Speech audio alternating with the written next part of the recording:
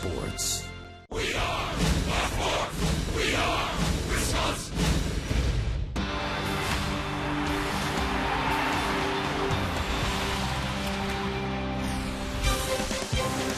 Nice hot summer night in Milwaukee, and the Brew Crew back in Brewtown as we welcome you to Miller Park. A quick three-game homestand for the Brewers. Interleague play continues with a not-so-familiar foe in the Toronto Blue Jays. Randy Wolf desperate for a win on the mound against Henderson Alvarez, who has stumbled lately, losing his last 4 decisions. However, behind him, the Blue Jays have plenty of power. Jose Bautista with 19 home runs, 47 RBIs, matching Ryan Braun's output. And Edwin Encarnacion is right there as well, providing quite the 1-2 punch, those 3-4 hitters at the plate for the Blue Jays. So that's what Randy Wolf has in store tonight. Hello, everybody. Alongside David Nelson, I'm Craig Kashan. Welcome back as our coverage continues here on Fox Sports Wisconsin. Randy Wolf out on the hill. Some tough luck, boys. Left in the last 2 games with a 2-1 lead in the 7th inning, but a no decision in the book for Randy Wolf. What have you seen over the course of the last few starts to say he's still pitching very well? Oh, just the fact that he's gone deep in ball games. But, Randy has made some great adjustments. For me, he's starting to pitch to contact. He's not nibbling as much, and he's attacking the strike zone. So when that happens, they put the ball in play against him. Thus, he's been getting a lot of early outs. Last 2 starts, Randy, look at that ERA, 0.66. You like to read numbers like that. It's going to be a battle with the home run power of Jose Bautista tonight. Will Miller Park hold in the long ball, or are we in for a slugfest? B.A. Rock, tell us when they meet you on the other side.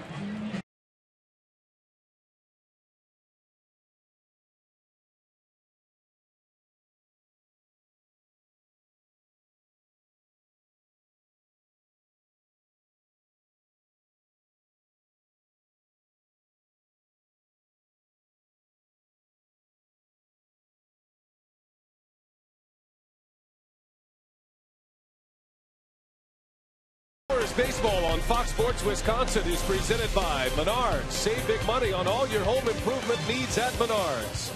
By Miller Lite, because when friends come together, it's not just a good time, it's Miller time. By Toyota, when you choose Toyota, you get a lot for less. Toyota. and by AT&T, the nation's largest 4G network. AT&T, rethink possible. Warm and breezy on a Monday night in Milwaukee. Just a quick homestand here. 3 in a row against the Blue Jays, and a couple of the big-time sluggers in all of Major League Baseball. Ryan Braun and Jose Bautista, each with 19 home runs this year, inside the top 5 as we start play today. And hi, everybody. We welcome you from Miller Park alongside Bill Schroeder. I'm Brian Anderson. It is the Blue Jays in town. Interleague baseball continues. Toronto's in a dogfight. They're 6.5 back in the American League East right now to the Yankees. They're beat up in their starting rotation, Rock, but there is nothing wrong with their offense. Yeah, the big focus around the batting cage and around Milwaukee today has been Brett Laurie, and he's a good one, but the big stick in this Toronto lineup is Jose Bautista, and he is a very interesting story. He almost got released by the Pirates in 08. He had 13 home runs in 09 with Toronto, and then he shot up to 54 home runs and 43 home runs. It's amazing how sometimes a guy just figures it out later on in his career. The Brewers have to figure out a way to avoid pitching to him late in ball games because he can carry an offense when he gets going. Looks like he's headed to his 3rd straight All-Star game. He has been the top vote getter the last couple of years in the outfield for the Blue Jays. They also bang elsewhere in their lineup. The Brewers and the Blue Jays ready to get after it for Game 1 of the border battle.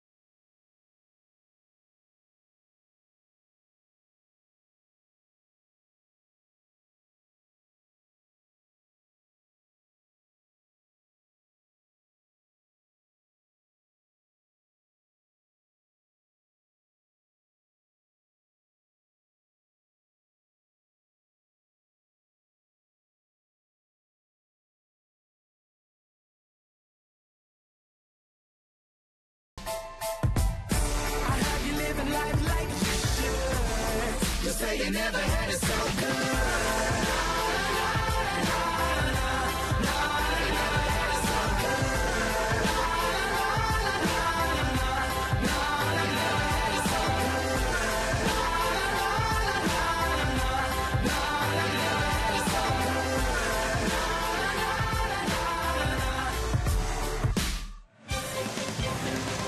Home run hitters in a home run park on a day for home runs. The wind blowing out as it whips through an open-air stadium tonight. Brewers baseball on Fox Sports Wisconsin. Ryan Braun leads his Milwaukee Brewers back onto the field, and a 3-game homestand. It's going to be a quick one here against John Farrell's Toronto Blue Jays.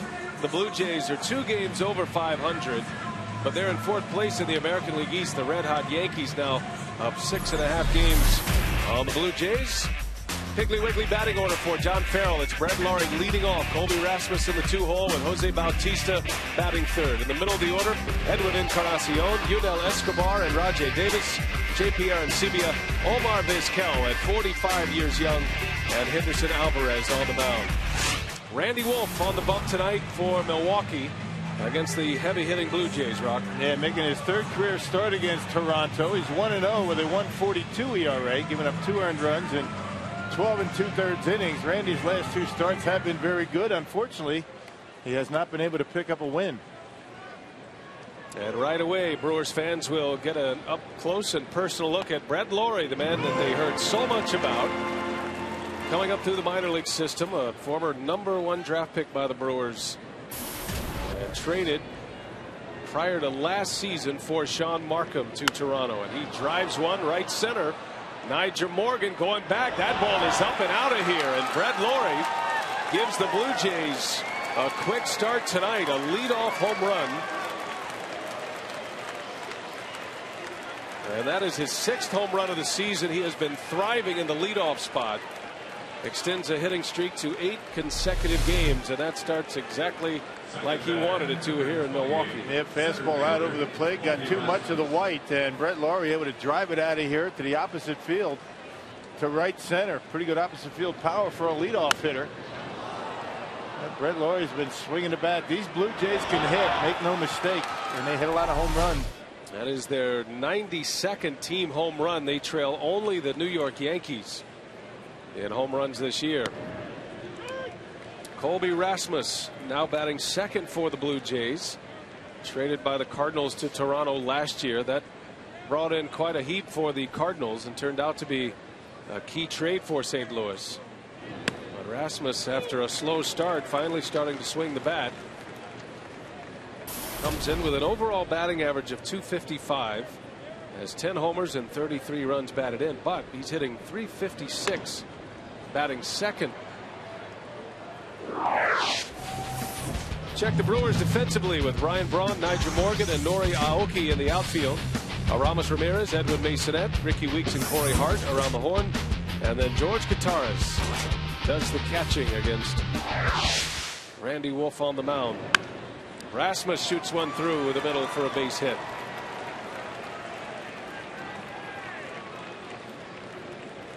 Well, the Jays out to a fast start. Toronto 2 games over. The Yankees have won 9 in a row to take the lead in that American League East Division. 3rd in the American League in runs scored. The ballpark they play in the Rogers Center, very similar to this one in style, retractable roof, a hitter-friendly ballpark. And it hasn't been just Bautista this season. Great contributions in the middle of the order with Edwin Encarnacion as well, who has been converted into a first baseman.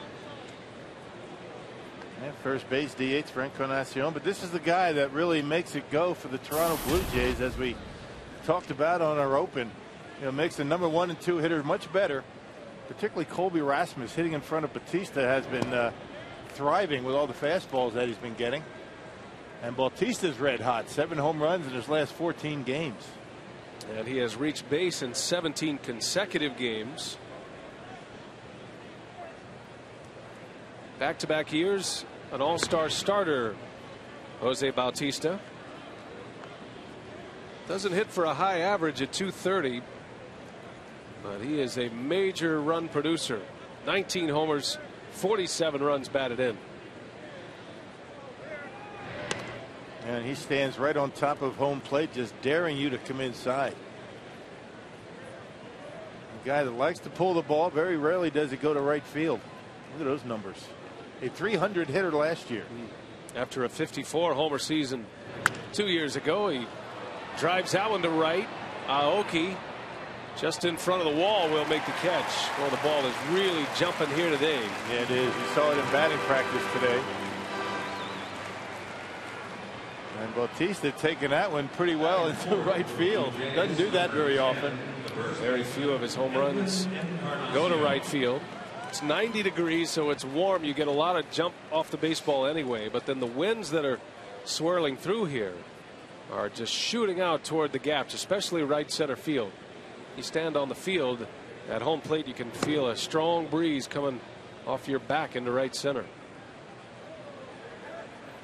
I happened to be down there for the Blue Jays batting practice. I was talking to John Farrell, and those guys were amazed at how well the ball's traveling, and they play in a pretty hitter-friendly ballpark in their own right. Yeah, Rogers Center, the ball jumps. It always has.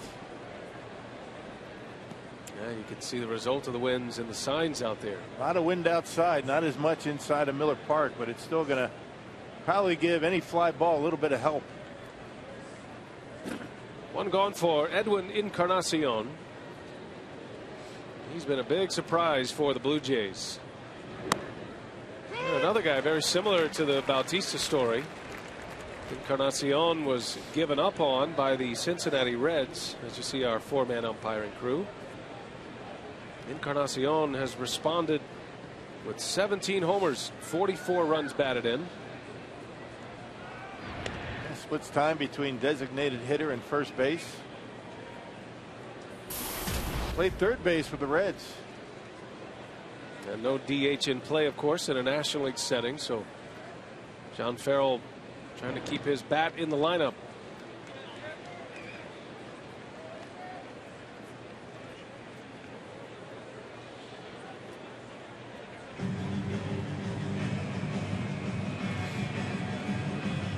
Three balls and a strike on Encarnacion. Randy Wolf has given up a run. If you're just picking us up, Brett Laurie in his debut here at Miller Park. Homers to right center to start it for Toronto.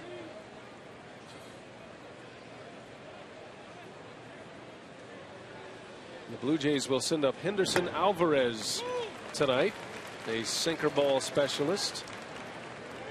But Toronto has suffered some major injuries in their starting pitching rotation. They've lost 3/5 of their rotation in a 4-day stretch. And some big names too. Some of the guys that have been around a while and thrown the baseball well. Kyle Drabeck and Drew Hutchison out with elbow problems, which always raises a concern for a manager, especially a former pitching coach like John Farrell. And Brandon Morrow went on the DL as well with an oblique strain. And none of the three, according to Farrell, are going to be back anytime soon. So Toronto is still in a to-be-announced situation for the last 2 games of the series. As Encarnacion flies out to Nigel Morgan, out number 2.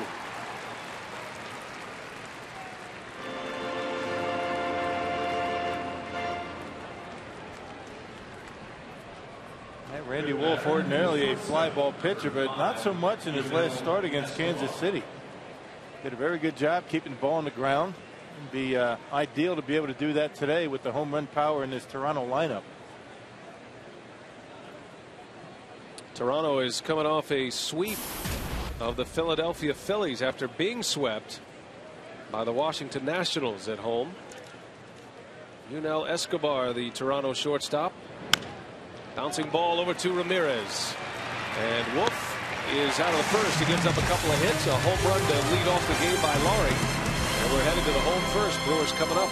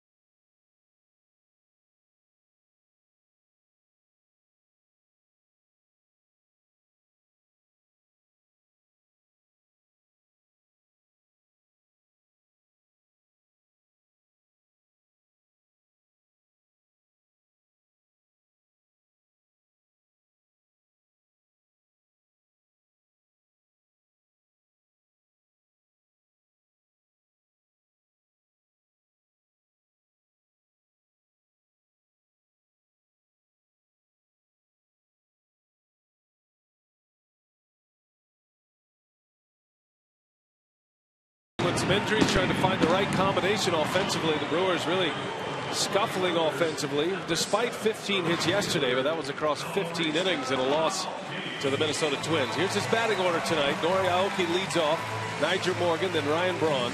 Middle of the order is Aramis Ramirez, Corey Hart, and Ricky Weeks, and George Guitars, Edwin Masonette, and Randy Wolf will round it out. Henderson Alvarez, the man with 2 last names, the sinker ball specialist, 22-year-old Venezuelan, on the mound tonight for Toronto. Yeah, 6'1", 211 pounds. Now, Alvarez started the year last year in low minor leagues. He was in the Florida State League. He ended up in the big leagues last year and had some pretty good numbers. Well, probably a pretty good day to be a power sinker ball pitcher like Alvarez is.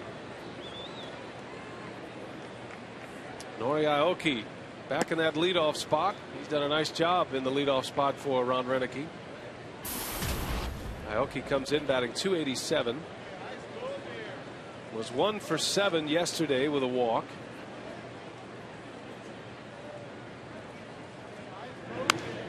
Tough loss yesterday for the Brew Crew, and ending a road trip 2-4. Blue Jays defensively: Rajay Davis, Colby Rasmus, Jose Bautista, Brett Laurie, Yunel Escobar, Omar Vizquel, and Edwin Encarnacion around the horn, with JP Arancibia doing the catching as Aoki drops a bunt down. It's a good one, and a good play off the mound by Alvarez. Out number 1.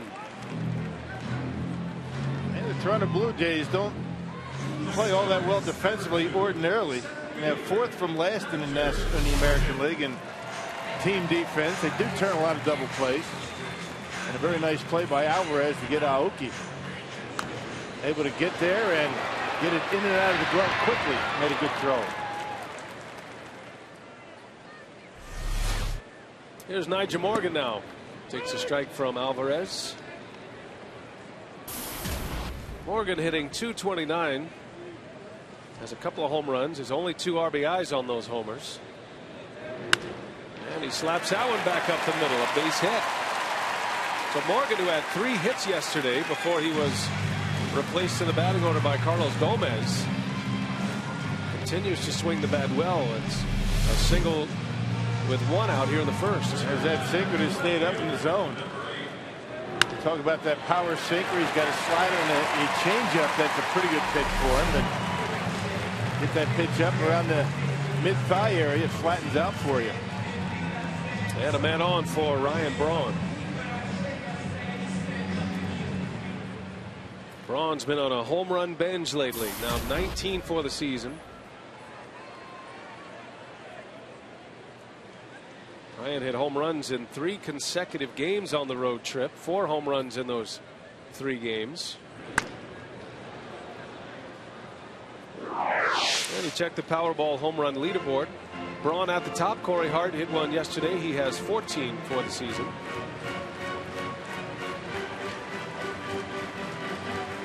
And checking the National League leaderboard in home runs. Ryan Braun tied with Carlos Beltran of the Cardinals with 19. Corey Hart's moved his way into the top 5. And you would expect a few home runs in this series. 2 home run hitting ball clubs. Both teams rely heavily on the home runs. You mentioned Toronto, 2nd in all of baseball with now 92 home runs behind New York. And the Brewers 3rd in the National League.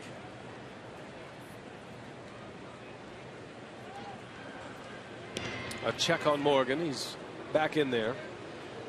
You say Alvarez has a pretty quick move to first and to the plate. He can be a tough guy to run on.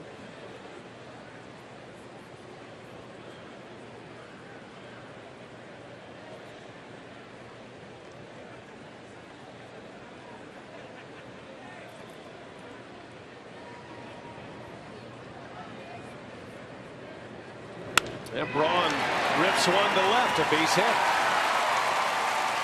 So a good start for the Crew. Back-to-back hits with 1 away, 2 aboard for Aramis Ramirez as Ryan Braun extends his hitting streak to 13 in a row.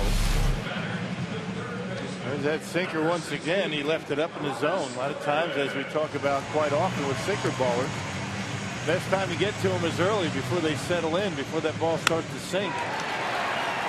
Back-to-back base hits from Milwaukee. Alvarez has been giving up a lot of hits lately. But the one thing he's able to do is get double play balls. No pitcher has induced more double play balls in the American League than Henderson Alvarez. So here is Aramis Ramirez, an early scoring chance for the Brewers in the first.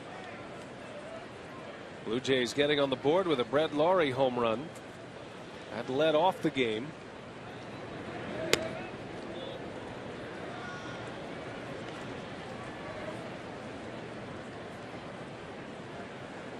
Laurie's added a few tattoos since we last saw him. He is a very intense young man. Sometimes his emotions can get the best of him. You see it in his face out there. He is dialed in, focused. His batting practice, and we had heard about this in the Brewers minor league system. He takes BP like it's Game 7 of the World Series. Every pitch he sees is full bore attention, and John Farrell appreciates the way he plays. He knows he has a lot of work to do in a lot of areas. Lawrie was suspended earlier this year when he threw a helmet. It bounced off the ground and hit an umpire. And those are the kind of areas that the intensity can boil over, but all he wants to do is win, according to his skipper. And John Farrell said, I'd rather have to dial a guy down than to dial him up. Ramirez takes a ball, 3-1 the count. Being very patient here in the first inning of Aramis Ramirez.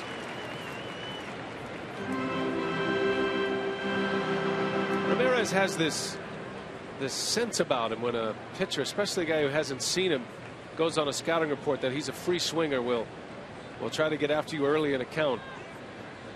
And he turns into a very patient hitter. And he takes ball 4. There you go. And Henderson Alvarez is saying, wait, I thought you said he was a free swinger. Yeah, I thought you said he swings at first pitch. So Ramirez walks and the bases are loaded for the Brew Crew in the first. Hey, looking at the numbers for Alvarez, a 387 earned run average, but a 3-6 record. He has lost his last 4 decisions. And one of the reasons he's been giving up an awful lot of home runs. The last 4 starts, 8 home runs allowed. That's a lot for a sinker baller. Corey Hart with the bases full.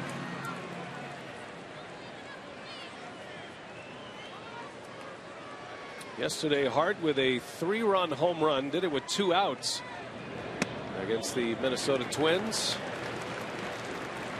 That came in the 5th inning yesterday. Corey finished the day 1 for 5 with those 3 RBIs. He was walked twice. We'd like to see his numbers with bases loaded improve a little bit, hitting just .242. Slaps that one into right field, slicing foul. Ball and a strike on Corey Hart. Now Hart moving into the top 5 of the league with his Powerball home run number 14. That looked like that might be a game winner with Zach Greinke dealing out on the mound at Target Field in Minnesota, but Twins able to rally back. Twins scored 3 in the 7th off Greinke to tie the game at 4, and the game that wouldn't end until the 15th inning. Hart into shallow right. Bautista's got a great arm. Morgan will try it, and he'll stop as Bautista lets it fire. He's one of the best in the business doing that. And that's the 2nd out. And Morgan cannot score. No, not often you hold a runner like Morgan on a fly ball to right, but you're right. I mean, this guy's got a cannon out there. He's got 8 outfield assists. That's most in baseball, so that's why you hold him up. Remember, Bautista has played a little third base in his career. He's got enough arm to play right field. Not just a hitter. So it'll be up to Ricky Weeks with 2 away.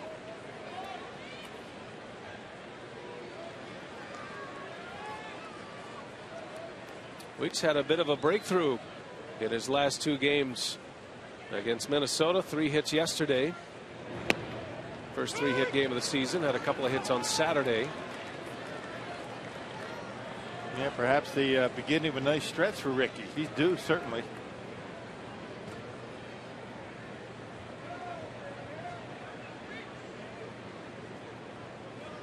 Brewers would certainly welcome a hot-hitting Ricky Weeks. It's been that kind of year for him so far. He struggled offensively. See Ed Cedar way down the line.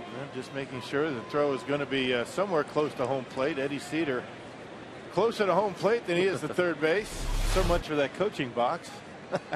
It's easy to get down on a knee. It's tough to get up for Ed Cedar. Hey, get down that far. Nigel Morgan tagged up as if he was going to go, and then Ed Cedar watched the trajectory of the throw to make sure it was going to be on target, or maybe if he was going to third base, he would send him.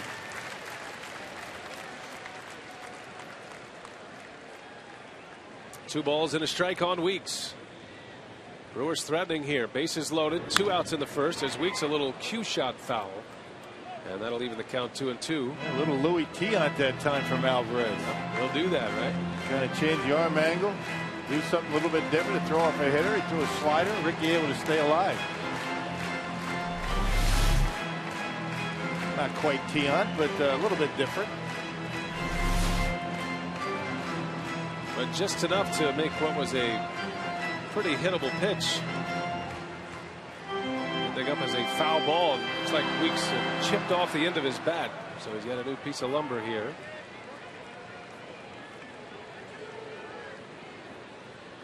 Two and two with 2 away. Alvarez deals it, and Weeks takes ball 3.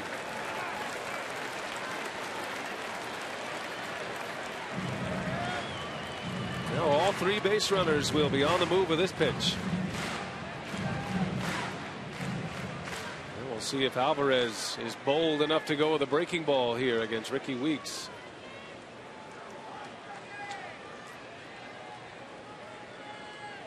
There they go. Here it comes, and Weeks bounces one back up the middle of base hit. Morgan will score. Here comes Braun. He scores. Ramirez is gunned down at third base. Colby Rasmus cut him down, but Braun scored the run. The Brewers have the lead 2-1 as we go to the second.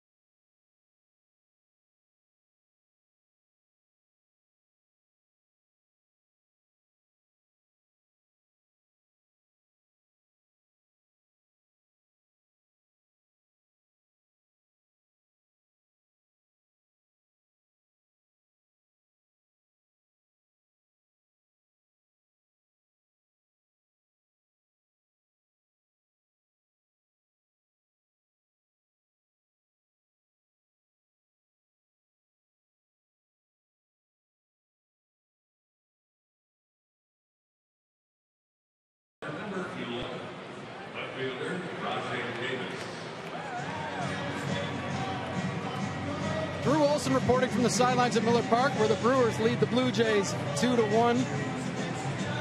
It's not unusual for a pitching staff to be a bit scrambled after a 15-inning game like the one yesterday in Minnesota, but the Brewers doubled down on uncertainty before the game with the announcement that Sean Markham will miss his scheduled turn in the rotation tomorrow against his former team.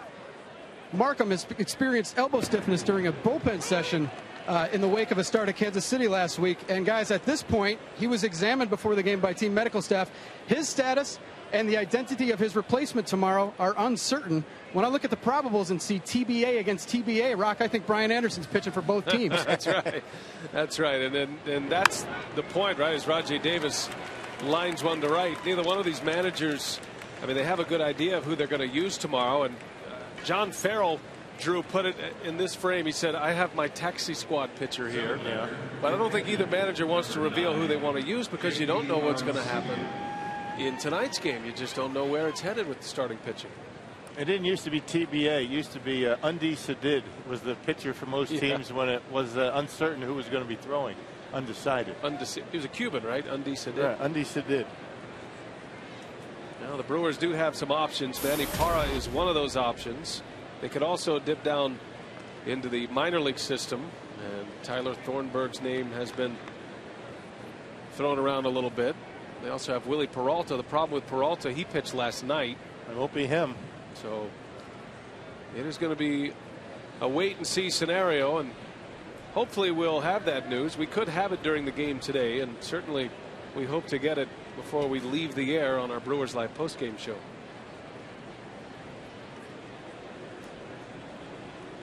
As for the Blue Jays, they are not sure where they want to go either, and it's a similar scenario. They could use one of their bullpen pitchers.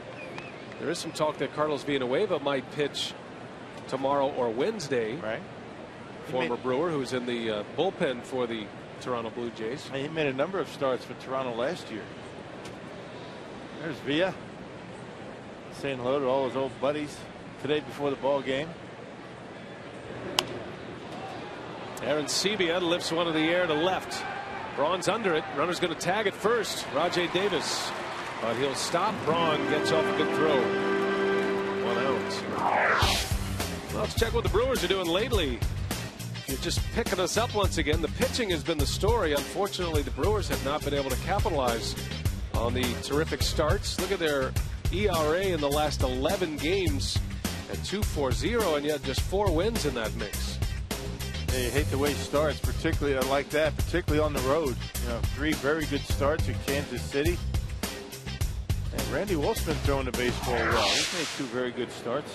He's left both games after 7 innings with a lead and has not been able to pick up a win since the end of April.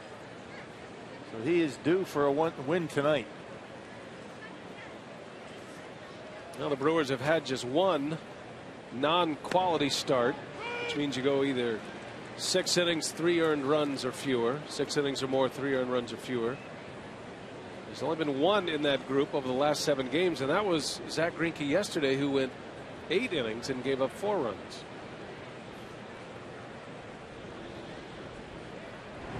But the Brewers just not hitting right now, and that's why they are struggling and coming off a 2-4 road trip.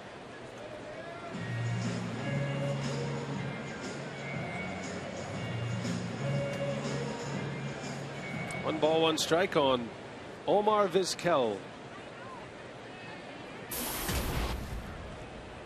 24th year in the big leagues. Omar Vizquel, close play over at first base. Davis just back. Those 24 years are more years than the Toronto starter has been on the earth. Yeah, 2 more as a matter of fact. Right. It's absolutely amazing that Omar Vizquel is still able to play in the major leagues. Hasn't been able to hit much, but he's certainly one of the best defenders of all time.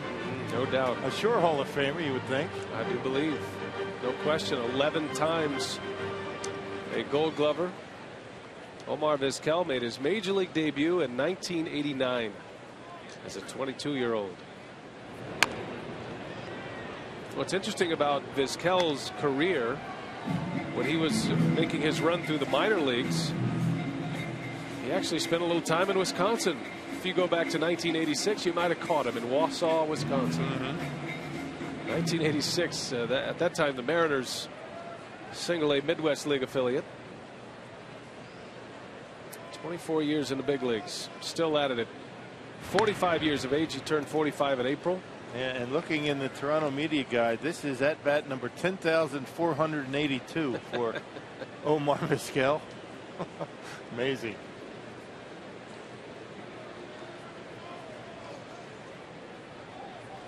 Now you can imagine the Blue Jays, what a steadying force Vizquel is. The Texas Rangers used him in that fashion with their young shortstop, Elvis Andrus. Yunel Escobar is not a young shortstop anymore. He's 30, but Vizquel is an iconic figure in the Latin world for shortstops. Davis takes off, and Kataris guns him down. Right on the money. Boy. Catchers have been throwing pretty well for the Brewers. Maldonado's got a gun and a quick release and a perfect throw by Kataris down to second base. And Masonette just waiting for him at second. A nice throw. Only the 4th time this year that Rajai Davis caught stealing as Vizquel serves one into center field, a base hit. And a timely caught stealing at that. Every Friday, high school and college students can purchase select tickets for half price, courtesy of Time Warner Cable. Visit brewers.com/students. Everything all right? Mm-hmm. Henderson Alvarez, I'm anxious to see what he does at the plate. American League pitchers always enjoy their time in the sun at the batter's box. And just like every other American League team, there's been a little focus on not only getting pitchers some swings lately, but also running the bases.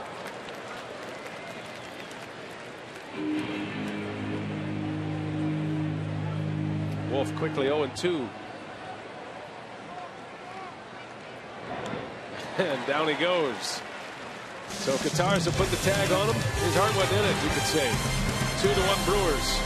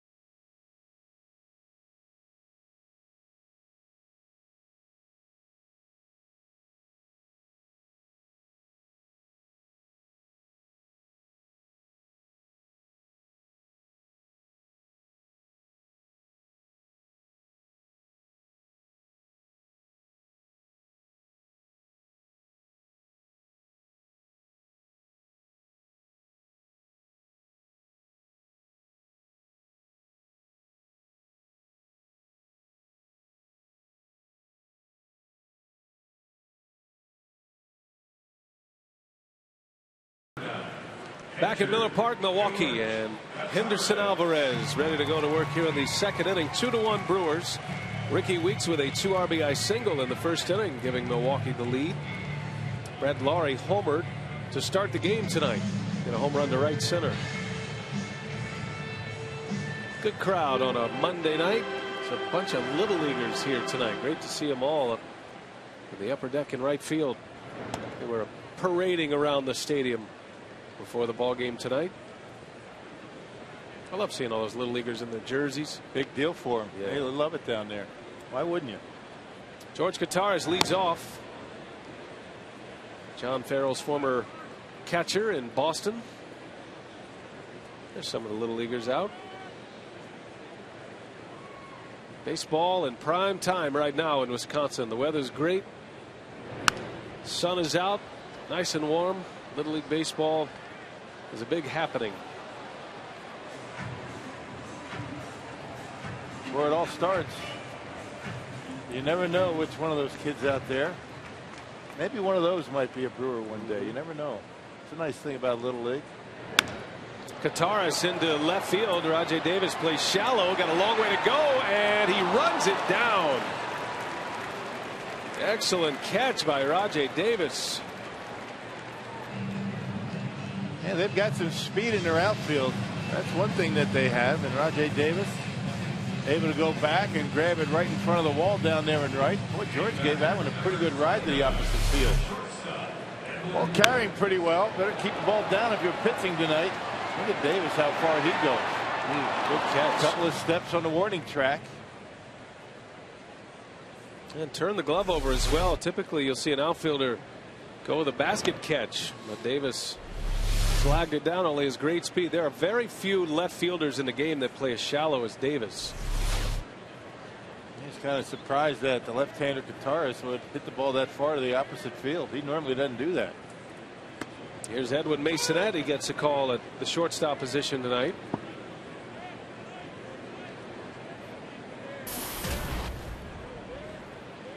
Masonette is 11 for 52 at the plate. And up and down between AAA Nashville and Milwaukee.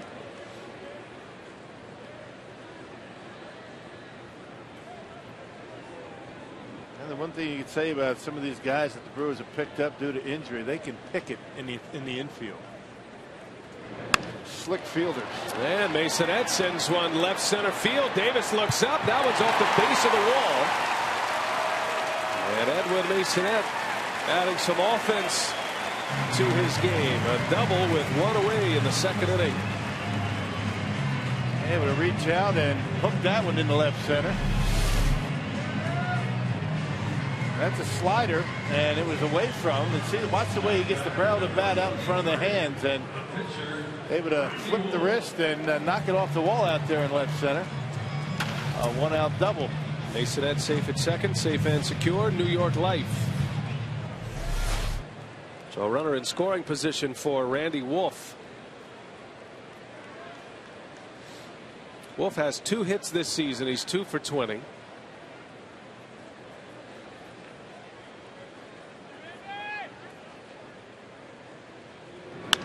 And he hits one hard off the glove of Escobar. Masonette on his way to third. A base hit for Randy Wolf.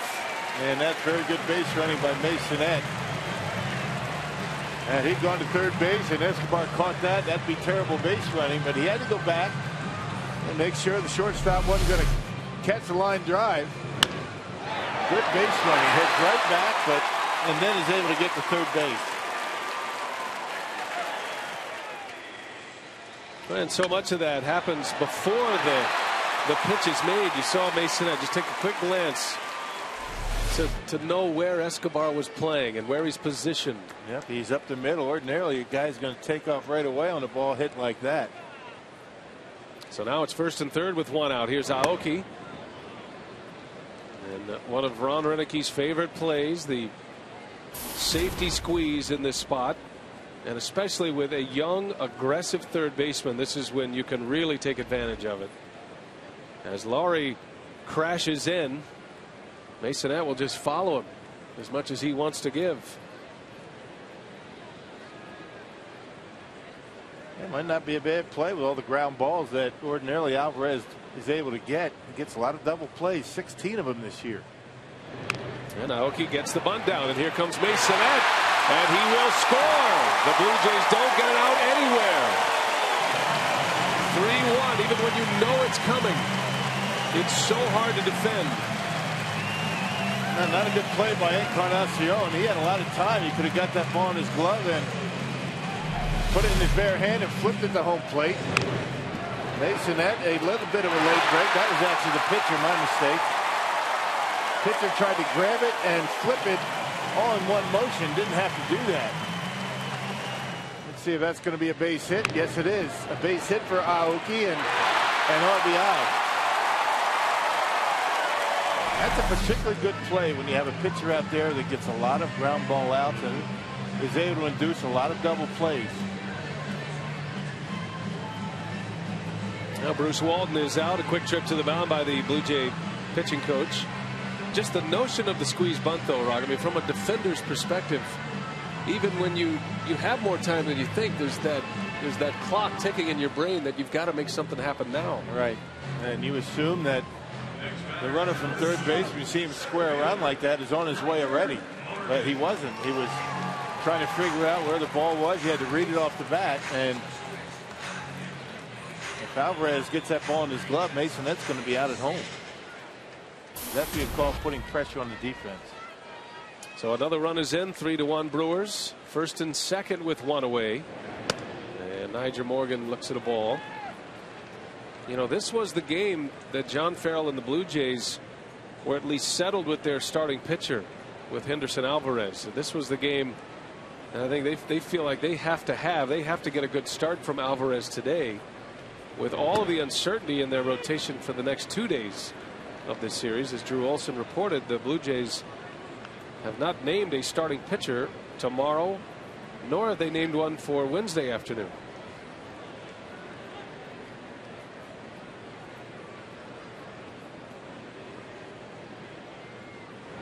Well, they're certainly going to be all right in the bullpen tonight. They have 9 relievers down there because, as you mentioned, nobody really knows who's going to be a starter. Ordinarily there's 7, but bullpen is full for Toronto tonight.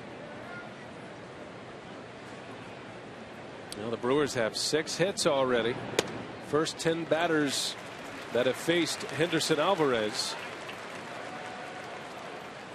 6 hits and a walk.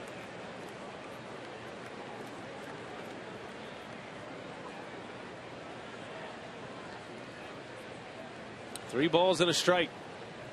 Nyjer Morgan with 2 on and 1 away. He singled his last time up.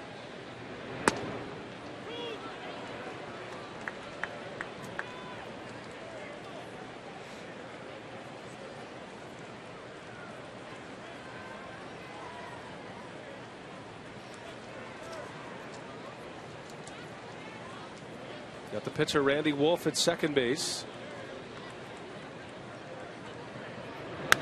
And Morgan pulls one foul. Yeah, a rare slider from Alvarez to a left-handed batter. It's usually sinker changeup to lefties and sinker slider to right-handed batters. Nyjer able to stay alive on a pretty good pitch. Seems like Alvarez has been leaving a lot of sliders up in the strike zone. He's had a lot of hangers already in this game. Full count pitch. Morgan takes a fastball inside. Didn't miss by much. No, it did not. 94-mile-an-hour fastball. Alvarez wanted the call. He didn't get it from Doug Eddings. And the bases are loaded. Well, it started in, but watch the late movement. Trying to come back to the inside corner, but you can see Eddings set up in the slot between the hitter and the catcher and saw it pretty well. That's a tough pitch to take with 2 strikes. So now Henderson Alvarez will have to deal with Ryan Braun with the bases loaded.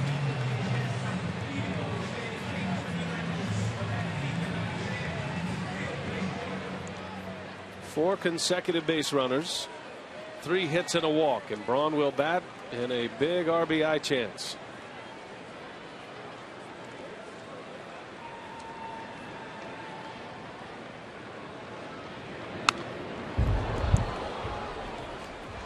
Oohs and ahs from the big crowd here as Braun let one loose on the first pitch.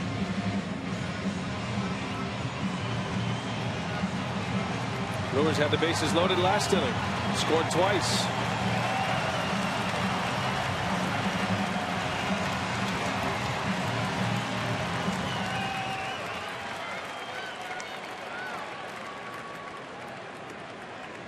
Braun currently 4th in the league in RBIs. Andre Ethier still sets the pace with 55. Swing and a miss. It's one of his better sliders that he's thrown. 0-2 the count on Braun. Kind of flat, not much tilt on it, but right off the outside corner.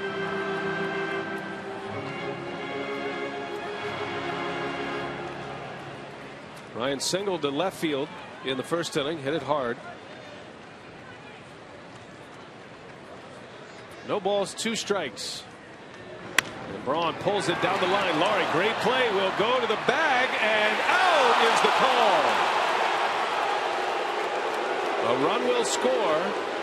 It's 4-1, but Laurie with some great quickness, able to catch Nori Aoki before he got to the bag at third. Renicky disagrees. Yeah, good play by Brett Laurie, who's got 9 errors this year over at third base. That leads the club. Holmauer down at third base, saying that Laurie's dive beat Wolf to third base.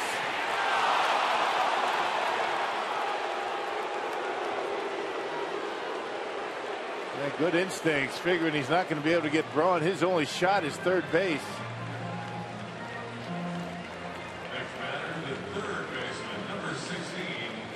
Looks like he tagged him, actually. Yeah, tough call. He got him on the back foot, it looked like. It was close.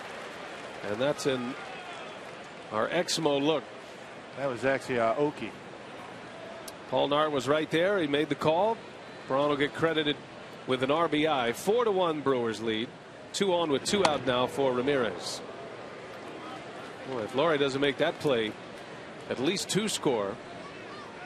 And with Nigel Morgan from first base, you never know if it gets down in the corner.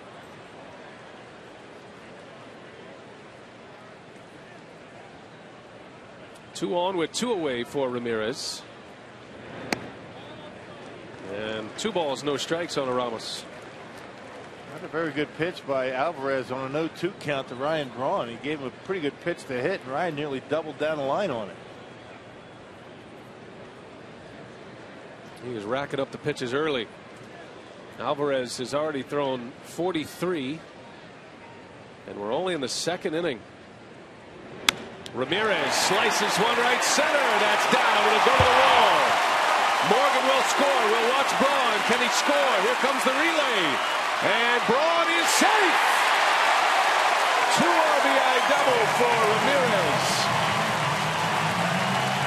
The Brewers keep adding on. 6-1 in the 2nd inning. And Ramirez just spanks this one into the gap out in right center. Well, he's starting to get dialed in a little bit around this Ramirez. Starting to swing a hot bat. There's a pitch down in the strike zone, and look at him go after it. Able to take it the other way, and good speed by Braun, able to score all the way from first base. The Brewers executing extremely well here today. And some big offense early tonight. Yeah, 4 of the 6 runs coming on 2 out hits as Corey Hart on the first pitch pops up into shallow center. Rasmus will put this one away, and the inning is over. But a successful inning at that. 4 runs in. The Brewers lead 6-1. We go to the 3rd.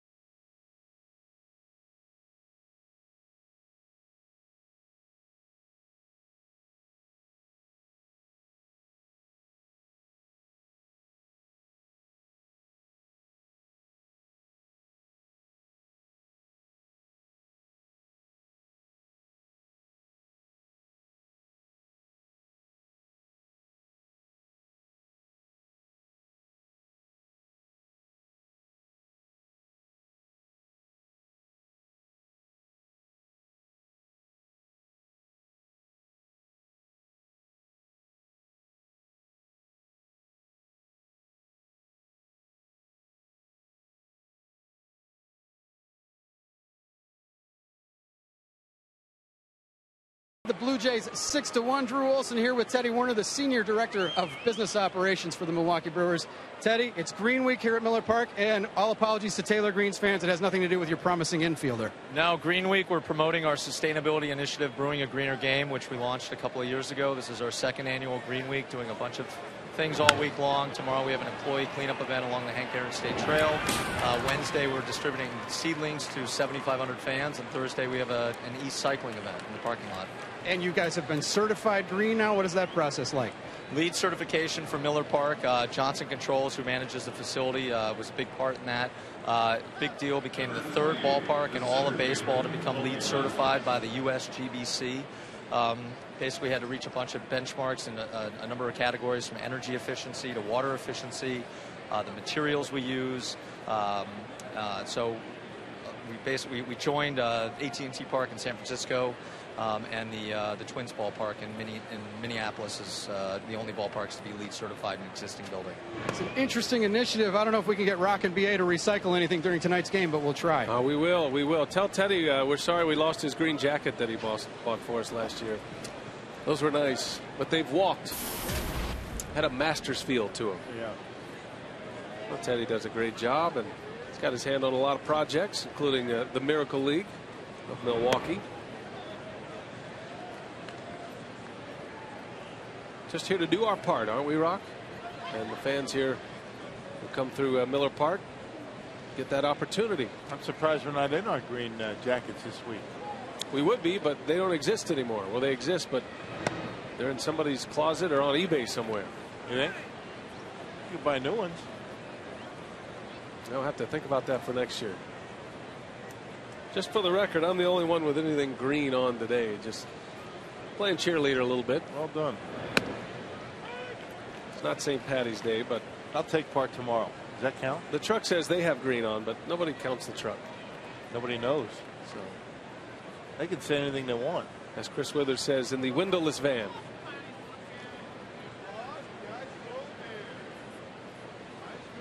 Laurie with a leadoff double. Colby Rasmus takes a strike on the corner. 3-2 the count.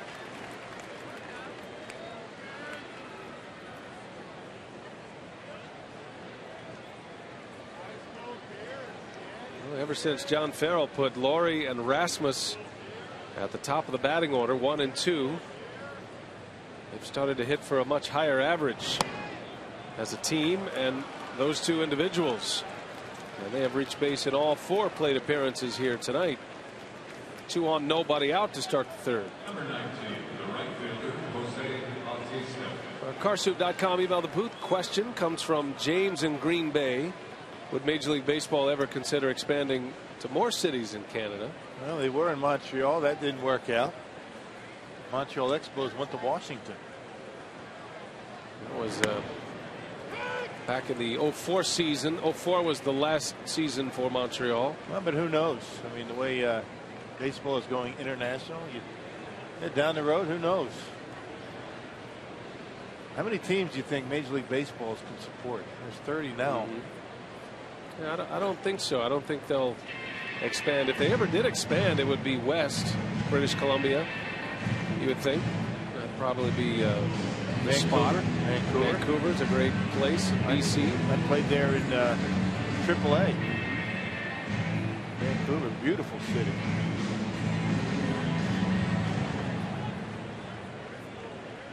Well, I think baseball is happy with the number it has right now with 30 teams, and beginning next year it'll be 15 and 15. Well, it turns into a very important early at bat for Randy Wolf, facing Jose Bautista with 2 on to start the inning. The Brewers have given Wolf 6 runs on 7 hits through the first 2 innings. But the way the Blue Jays hit home runs, they can get right back in it. That hit him. Bautista hit by a pitch to load the bases. On an 0-2 pitch, Randy Wolf tried to throw the cutter down and in and hit him in the foot. Right on the back foot, and Bautista will take first base.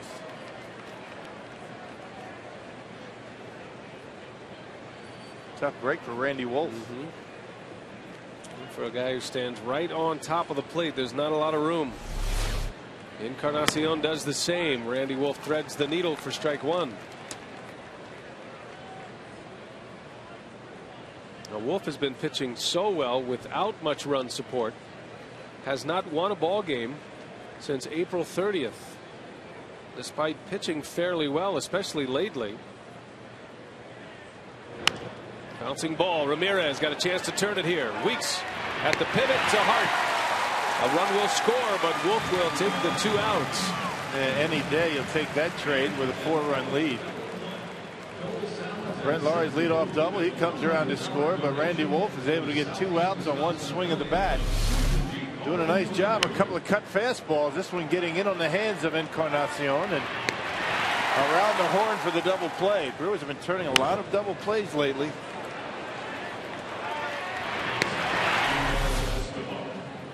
So 2 gone. A run is in to make it 6-2 Milwaukee. And it'll be Junel Escobar. That's the Brewers league leading 65th double play this year.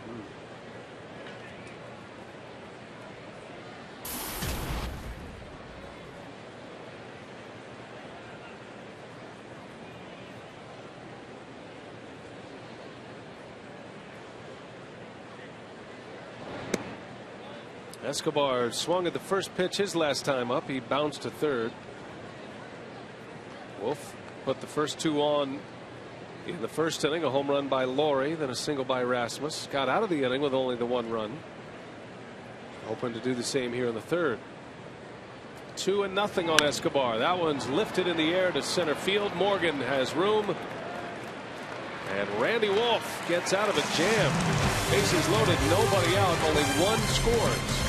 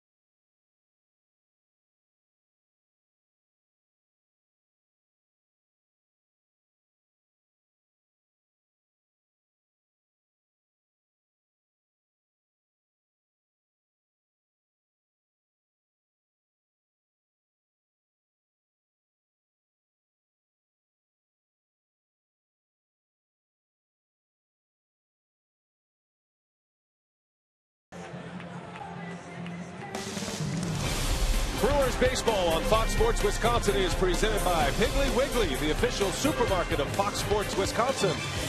By Ho-Chunk Gaming Wisconsin, your ticket to more. And by Marshfield Clinic. Don't just live, shine. Beautiful night for baseball, summertime in the city of festivals, Milwaukee, Wisconsin. Ricky Weeks will lead off. It is 6-2 Brewers. And the bottom of the order, starting with Ricky Weeks, doing a lot of damage against tonight's Blue Jay starter, Henderson Alvarez. I was just watching some of the highlights, our friends from the MLB Network, showcasing R.A. Dickey, who's back on the mound for the Mets tonight. This guy is an amazing story. He has 8 shutouts tonight against the Orioles with 11 strikeouts, and every time he goes out, you know, he almost threw a no-hitter his last time out. Yeah, 1 hitter, yeah. And that was a kind of a questionable call with David Wright trying to barehand the ground ball. He's starting to look like the all-star starter for the National League if he keeps it up. The R.A. knuckleballer. Dickey. Yeah. Power knuckle. From nowhere. How about an 86-mile-an-hour knuckleball? That's pretty quick. What a story. And the Mets are hanging right in there. Blue Jays are rooting for the Mets tonight. Toronto is in that very tough American League East. Blue Jays are 2 games over 500, and yet they're 6.5 back. Weeks goes down the line. Fair ball. Laurie's throw is off the mark. And Ricky Weeks. He's heating up, isn't he? Just in time. His second hit. 7 hits in his last 3 games, and we're only in the 3rd inning. And that is the 4th hit from the bottom of the batting order, as Weeks now has 2, including that 2 RBI single in the 1st inning. Edwin Masonette had a double with 1 out in the 2nd, which set up a 4-run inning. Randy Wolf singled in that frame. And the 1st and 3rd, Aoki able to squeeze bunt Masonette to the plate. So you get a little activity from the bottom of your order, you can do some things offensively, and Ron Renicky has taken advantage of it. Yeah, 7 spots in the batting order already with base hits, including Randy Wolf.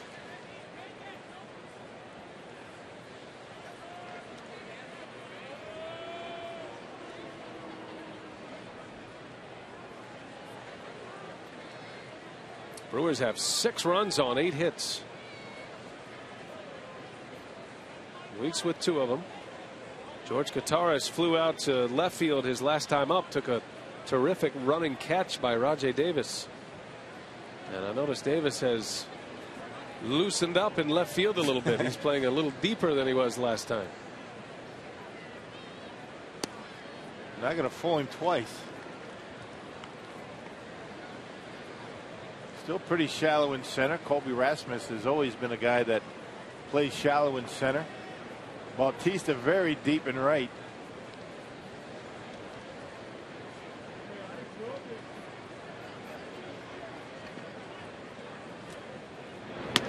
And Kataris takes a strike.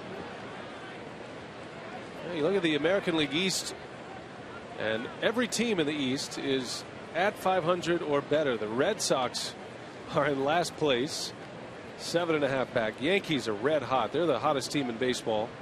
Not only have they won 9 in a row, they've won 19 of their last 23. And they are tearing up the National League. As Kataris singles to right, the hits keep coming.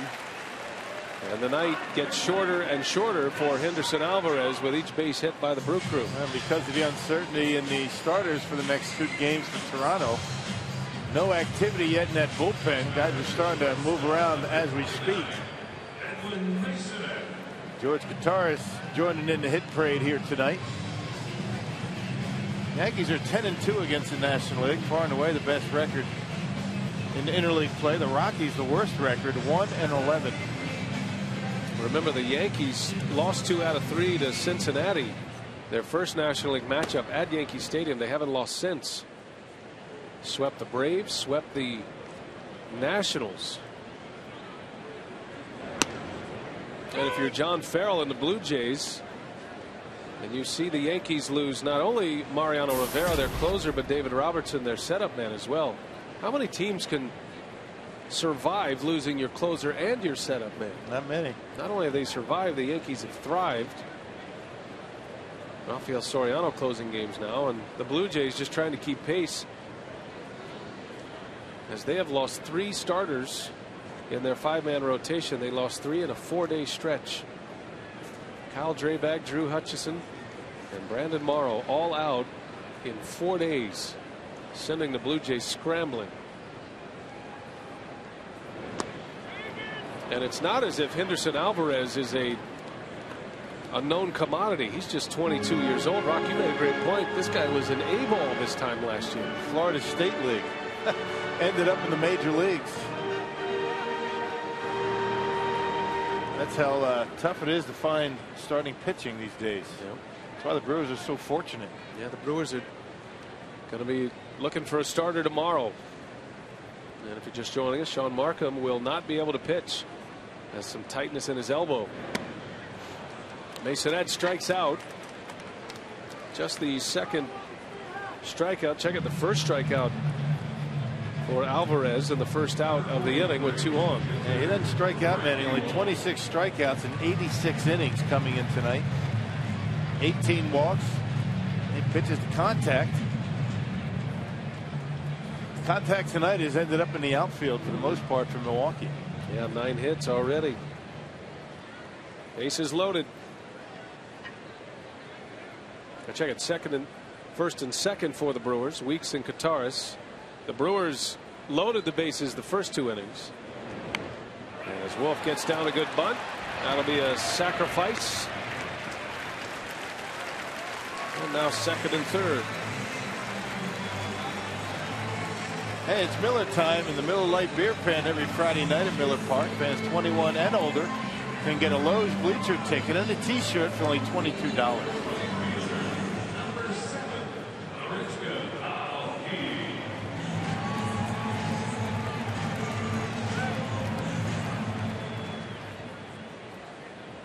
All smiles in that Brewers dugout tonight so far. Top of the order, Nori Aoki with 2 in scoring position.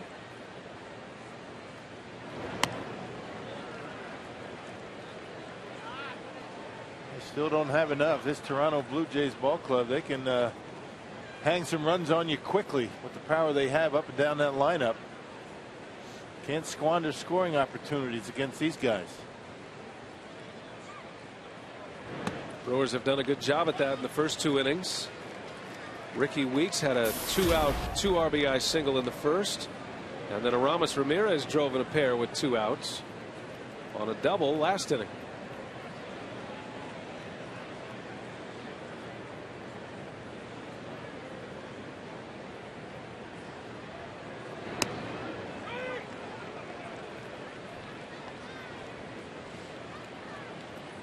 Aoki had a bunt base hit his last time up. Dropped down a beautiful bunt on a safety squeeze.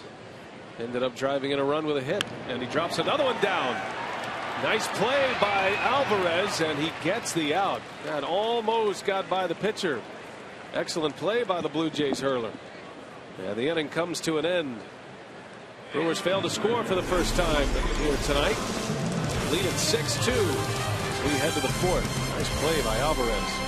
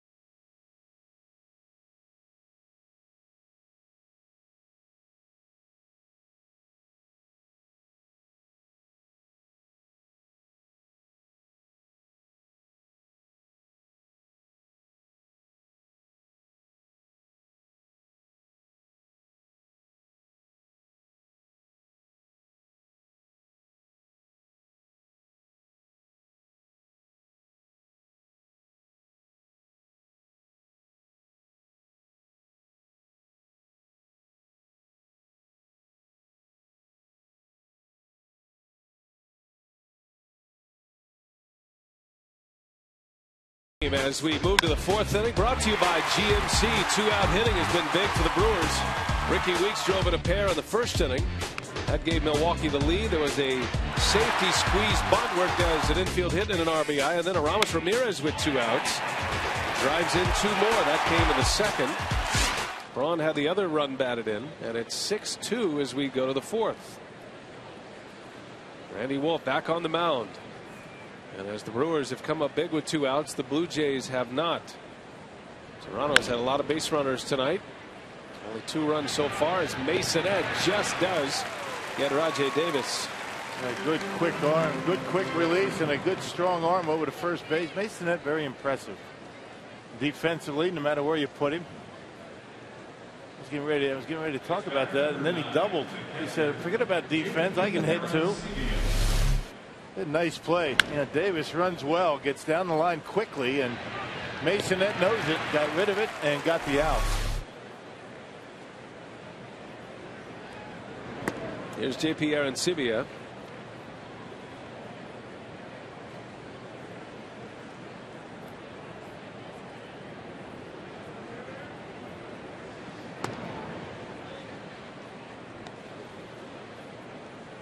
Now we've been keeping an eye on R.A. Dickey here, and he has finished that game.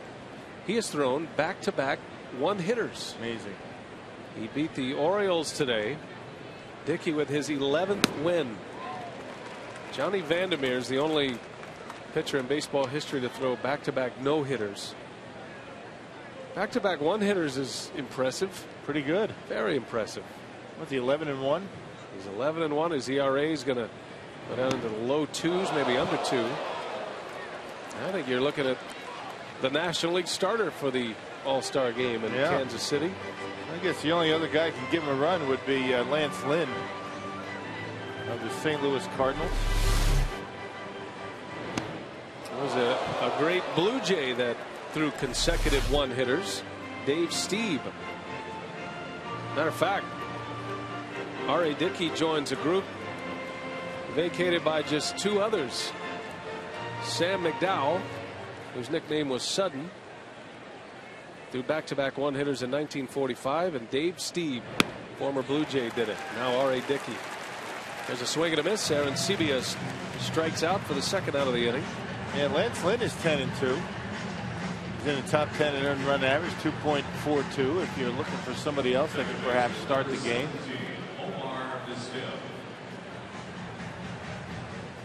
I don't know, something about a knuckleballer starting a National League All-Star game. That's before the National League at an All-Star game. Kind of cool. I still got some baseball to be played yet. Yeah. Thanks to Brian Mikologic coming up with some of those notes. Anytime you can get Sudden Sam McDowell in the broadcast, you're doing well. And Dave Stieb. Dave Stieb, a lot of people don't realize how good he was. I faced that guy. He was no picnic. Nasty. That whole starting rotation with Toronto back in those days. Jim Clancy.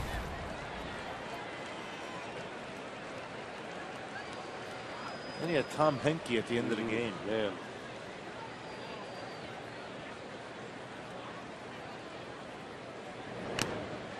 There's a swing and a foul tip right into the mitt of Kataris. Vizquel strikes out. And Randy Wolf with his best inning so far. 1-2-3 with a couple of Ks. 6-2 Brewers go to the bottom of the 4th. Milwaukee coming up.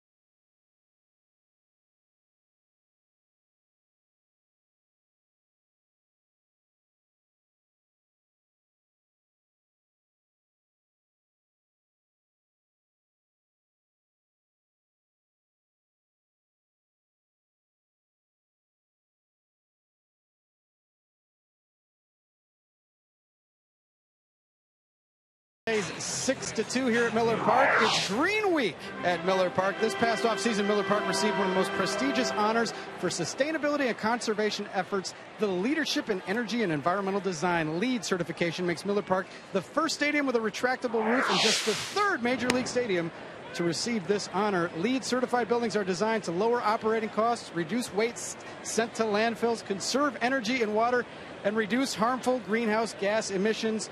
B.A. Rock can do his part by avoiding the cabbage rolls in the buffet before the game. Yeah, take a deep breath now, Drew. How about the enthusiasm by Drew Olson? That was great. He could be an auctioneer. Yeah, nice. That was big league. By the way, I saw your picture of your little workstation down there on Twitter, Drew. Well done. Looks like you're comfortable down there.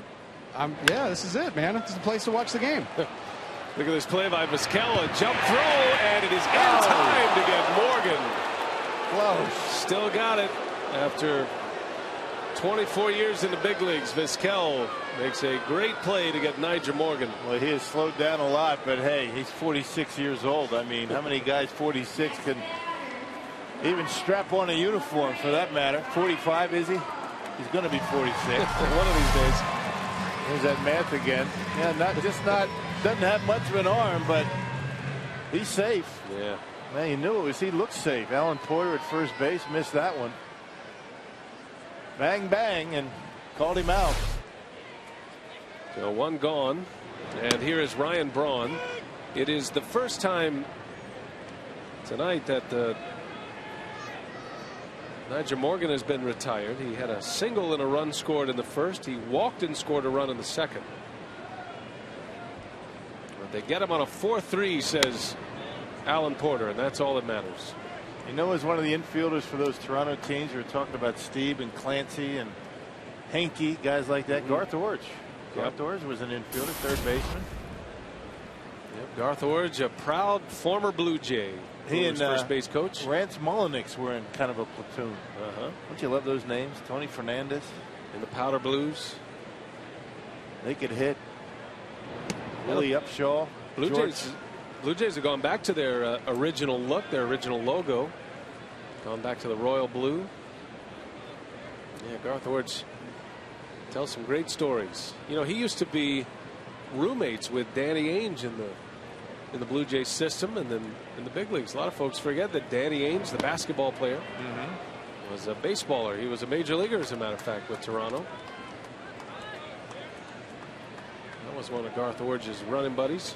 Garth was a tough out. He was.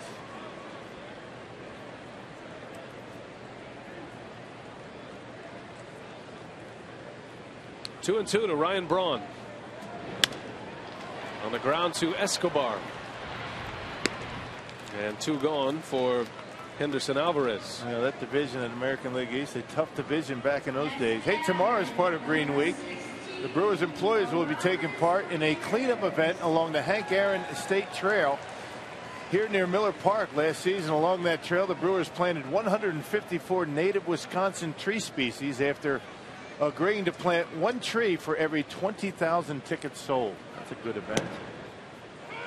Are you going to take part in planting some trees? Yeah, I'd love to plant some trees. Planted a few in my yard, actually. They get some trees, get some growth. It's going to be a few years. Must be a bunch of trees in the estate. Just little ones, Rock. Yeah. Just little trees. Saplings. In a little space. They'll grow at some point, right?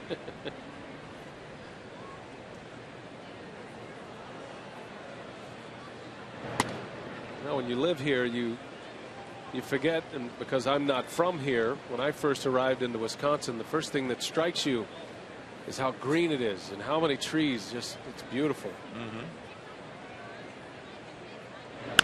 Ramirez shoots one through the hole, a base hit. Aramis Ramirez with his second hit, on base for the 3rd time tonight. Guys starting to heat up a little bit. Ramirez, Ricky Weeks swinging the bat well. That slider that he's able to hook and get into the hole between 3rd and short. Second base hit for Ramirez. On base all 3 times. And Ramirez now hitting .259 for the season. Hard to believe where he is now compared to where he was after the first 6 weeks of the season. Corey Hart takes a strike. Brewers are in a deep hole in the Central Division. It can be done, but they've got a lot of work to do. Have to start winning series. Brewers are 8.5 games back of the red-hot Cincinnati Reds, who have won 6 in a row. Hart shoots one into left. Back-to-back 2-out hits for the Brewers. Well, now every spot in the Brewers batting order has at least one base hit. And we're only in the 4th. AT&T trivia question. Which current Brewers player participated in the team's last 2 15-inning games? Brewers coming off a 15-inning loss. That included a 49-minute rain delay yesterday in Minneapolis.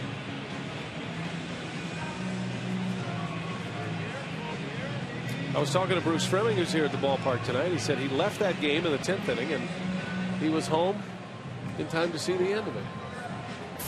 You mean he drove home? I don't think Bruce drove home.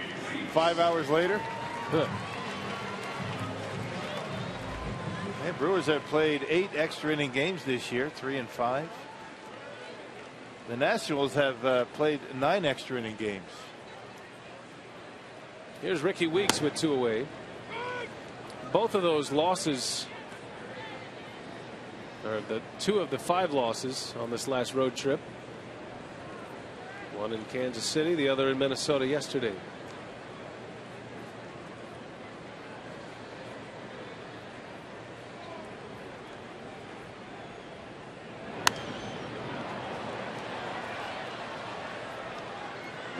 Baltimore Orioles are 9-2 in extra inning games. Wow. 9-2. They've had Amazing. 11 already. Could play 11 extra inning games. Yep. Orioles lost tonight. R.A. Dickey threw his 2nd consecutive 1-hitter against the Orioles. His other one came against the Rays.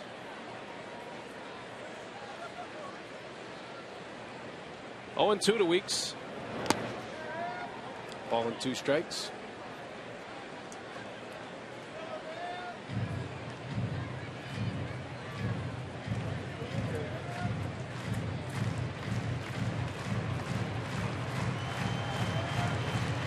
Weeks with 7 hits in his last 3 games. Ricky had a 3-hit game yesterday and a walk.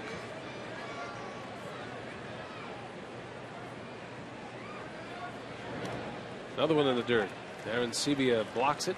I don't think it's a coincidence that most of the base hits, most of the 7 have come up the middle for Ricky Weeks, waiting on the baseball a little bit better, shortening up his stroke. Not trying to pull it.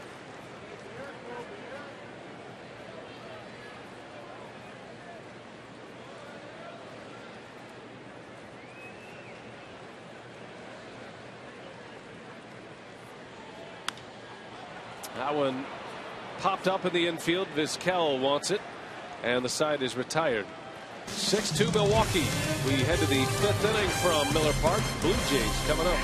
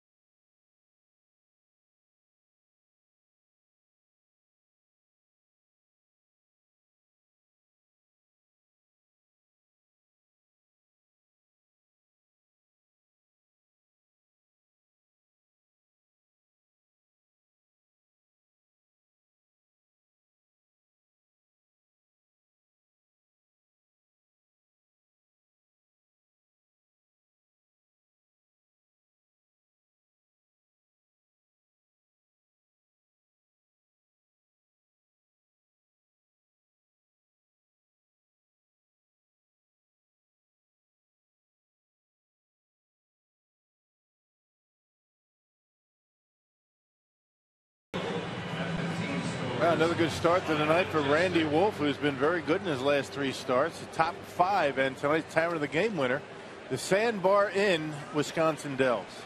If they call the Brewers in the next 24 hours, they get 40 Miller Lite beer pen tickets to a Brewers home game. This offer courtesy of the Tavern League of Wisconsin and Miller Lite. Now we go to the 5th, and John Farrell's made a change. He brings Mike McCoy off the bench to hit for his starting pitcher, and McCoy responds with a pinch hit single to start the 5th inning. It's the 4th time in 5 innings the Blue Jays have had their leadoff hitter aboard. Time now for our AT&T U-verse Reverse replay. Brett Lawrie starting this game with a home run to right center at his much anticipated Miller Park debut. Former Brewer farmhand traded for Sean Markham. If looks could kill, right? Lawrie has 2 hits today, a home run and a double. He scored both of the Blue Jays runs. Well, it's that intensity that makes him good, but it's also that intensity that makes him very inconsistent. Sometimes he lets his emotions get the best of him. He's able to harness all of that intensity. I think he's going to have a pretty good career.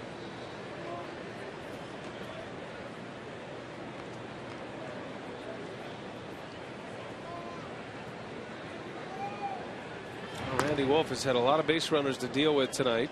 He's coming off an 11-pitch 4th inning. He retired the side in order, had a couple of strikeouts. Blue Jays put 2 on to start the inning in the 1st. Only 1 came in.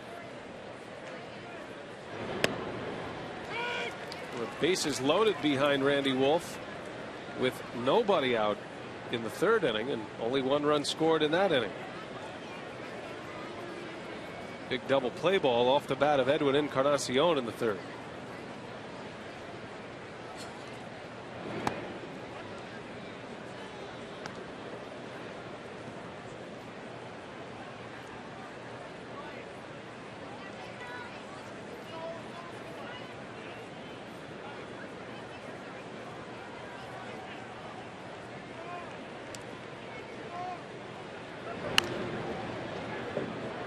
Lawrie was drafted as a catcher by the Brewers.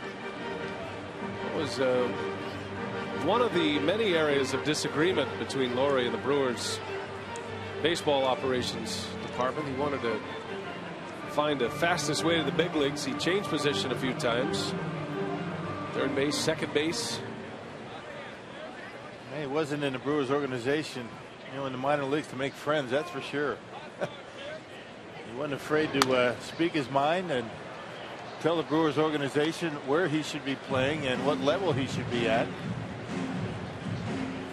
And I think where it all kind of fell apart for the Brewers and Lawrie, the public spat that the Brewers wanted to bring Lawrie to the big leagues in September, or didn't bring him to the big leagues in September, and Lawrie then refused an assignment to the Arizona Fall League because of that.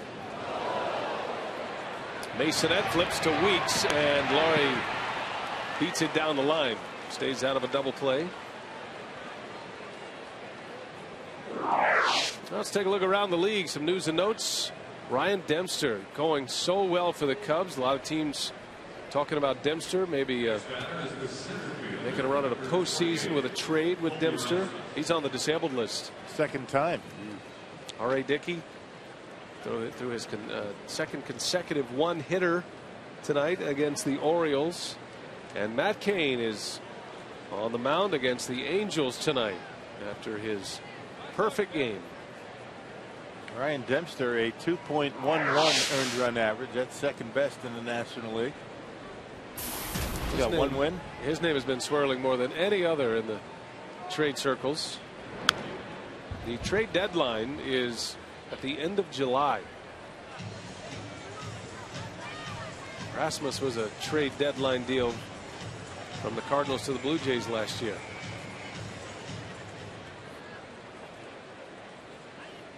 So it's going to be an interesting month.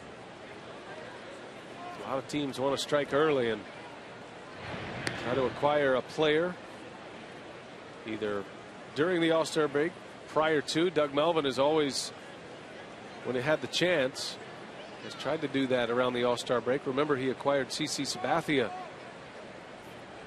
prior to the All-Star break. CC actually made 2 starts for the Brewers in 08 before the All-Star break. And then last year, Doug Melvin acquiring Francisco Rodriguez during the All-Star break.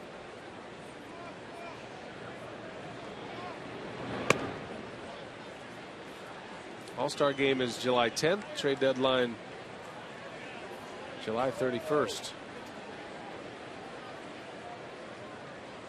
And you can vote Brewers. Try to get Ryan Braun once again as a starter.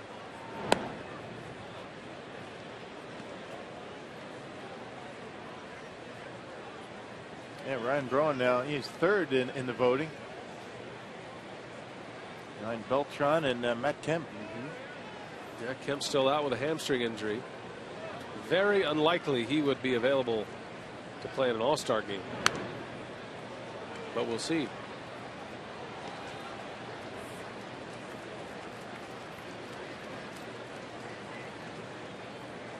Colby Rasmus. There is a theme with a number of these players in the Blue Jays lineup. Teams that have given up or considered not falling in the company line. A guy like Rasmus, who had his battles with Tony La Russa. I mean, you can go down the Blue Jays batting order and you get the trend. You know, Laurie had his disagreements with the Brewers, traded. Rasmus with the Cardinals, traded away. The Pirates gave up on Bautista. The Reds did the same with Encarnacion. Escobar. Bobby Cox anxious to ship Escobar away from the Atlanta Braves to acquire Alex Gonzalez. That was 3 seasons ago. But everybody loved Omar Vizquel. Still do. They've turned the corner. The Blue Jays. Well, it's been a good formula for them. They haven't hit the point where they are contending regularly, but they're scoring a lot of runs. Little half swing by Rasmus. Wolf goes to second. Masonette's return. Not in time. 2 outs. Back to our AT&T trivia question. Which current Brewers player participated in the team's last 2 15-inning games? And Frankie Rodriguez. Back at 04 when he was pitching for the Angels. And Trick then question. Good one. got an inning yesterday. Nice. Bautista lines one foul down the left field line. Doing a little bit of investigating. Ryan Dempster 3-3. Remember, he won his first game of the year here at Miller Park.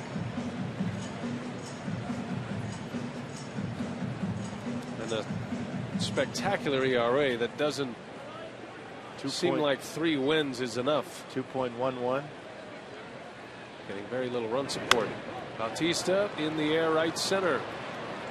Playable for Aoki. And Randy Wolf puts up another 0.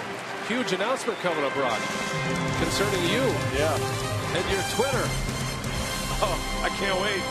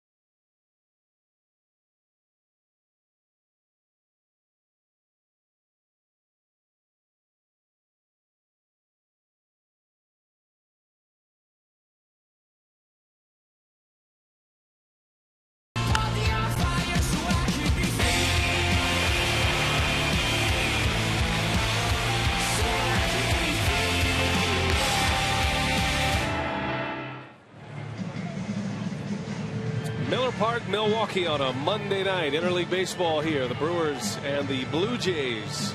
Brian Anderson, Bill Schroeder, Drew Olson. Great to have you with us tonight. The Brewers lead 6-2. They've banged out 11 hits. Every player in the starting lineup for Milwaukee, including Randy Wolf, the pitcher, has a base hit. And that is why Aaron Laffey is already on the mound here in the 5th, as Henderson Alvarez is out after 4. Yeah, third time he's been with the big league Toronto Blue Jays. He got called up on June 13th. Made his major league debut against the Washington Nationals. This is the third time he's been with the team. First 2 times he never pitched. He was a starter down in the minor leagues.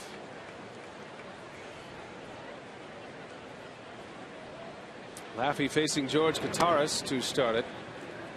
And you know, John Farrell would love to get some innings out of Aaron Laffey here tonight. Still has not named starting pitchers for the next 2 games. 2-0 on Kataris. Fouls it away. 2 balls and a strike.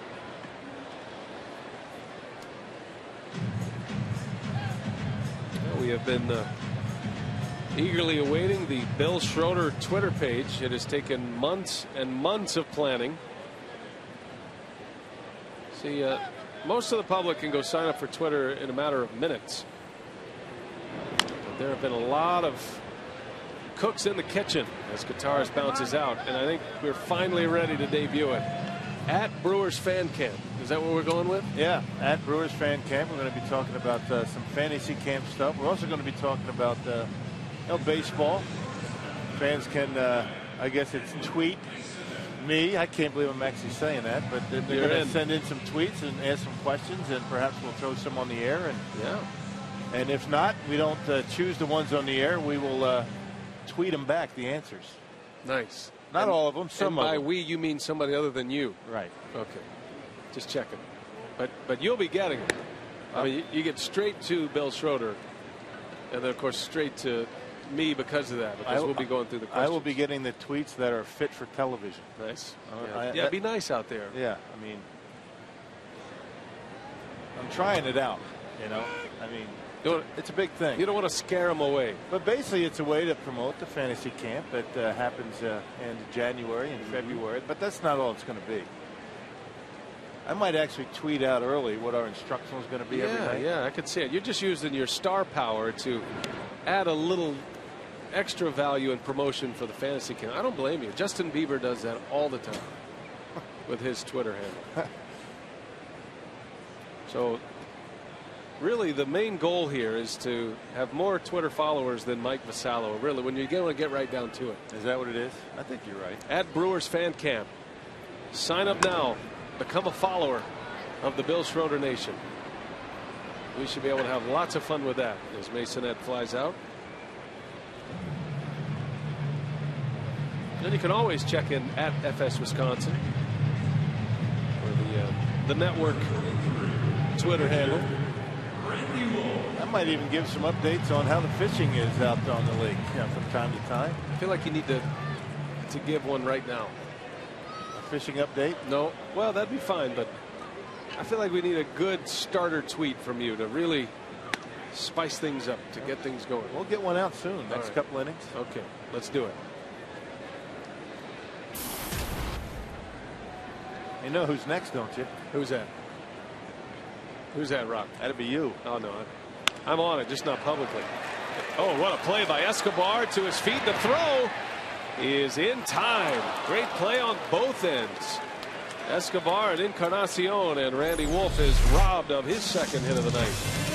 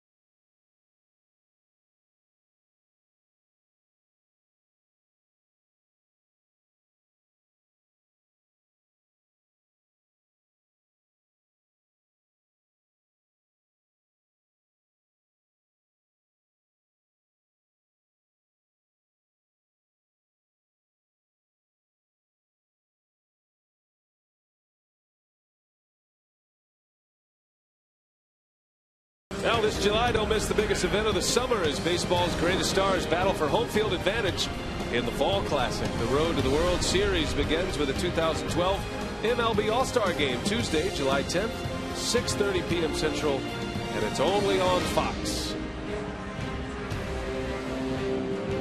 Ryan Braun hoping to return to the All-Star Game once again. He was voted as the MVP a season ago.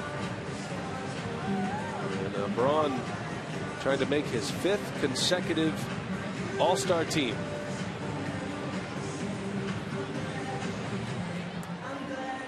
(6-2).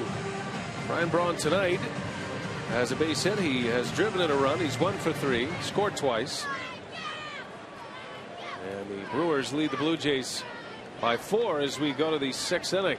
Randy Wolf back on the mound. Encarnacion leads off. The division leading Cincinnati Reds trailing to the Indians 10-8. They've got a wild one going in Cleveland tonight. 10-8 Cleveland. They have just taken the lead in the last couple of innings. Joey Votto is homered again, and Jay Bruce has hit his 16th. Yeah, Votto has 13. Those guys can hit. Man, Brewers go to Cincinnati next week. Brewers are going to have a run against first place teams coming up. The Chicago White Sox beginning on Friday, and then the Cincinnati Reds both on the road. And hoping to take care of business at home against the Blue Jays. And a rough season for Milwaukee as Encarnacion lifts and separates. That is way gone. My goodness, he hit the slide. Edwin Encarnacion goes off Bernie's slide to make it 6-3 Brewers. His 18th homer of the year. That's about as long as you'll see a home run in this ballpark. Yeah, that's the kind of show that a lot of these guys were putting on in batting practice. This is a blast and a mistake by Randy Wolf. You can't make them to these guys, and you're not going to see too many hit further than that here in this ballpark. A no doubter.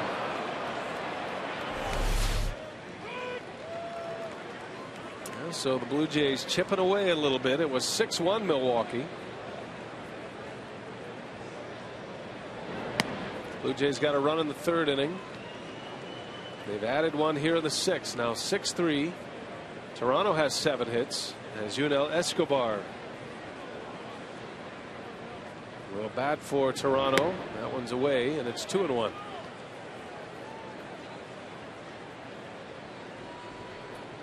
Second homer of the game for the Blue Jays gives them 93 for the season. They trail only the Yankees for the most home runs in the major leagues.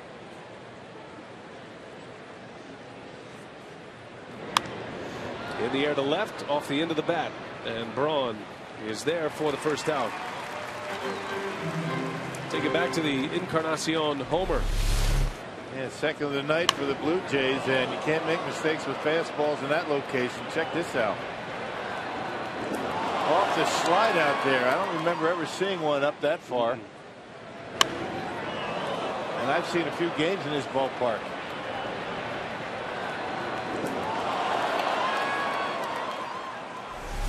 Randy knew it. There's a bunt, and it's going to roll foul. Rajay Davis trying to bunt his way on.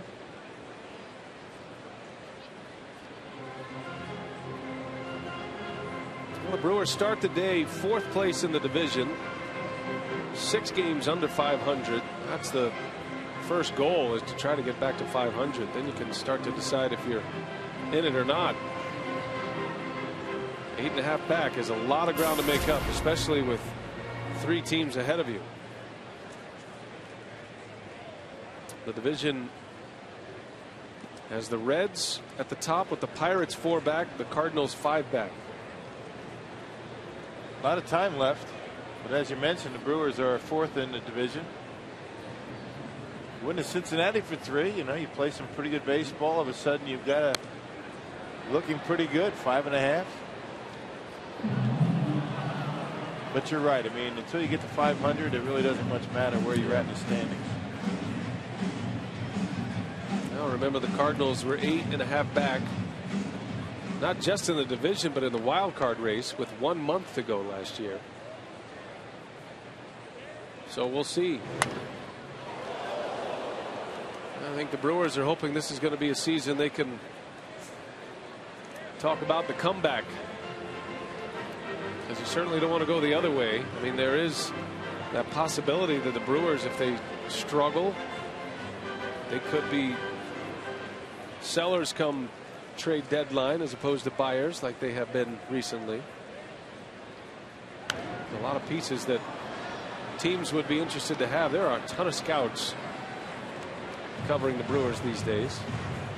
But you don't want to go there. And selling off is not something that Mark Atanasio is used to. He's never done it.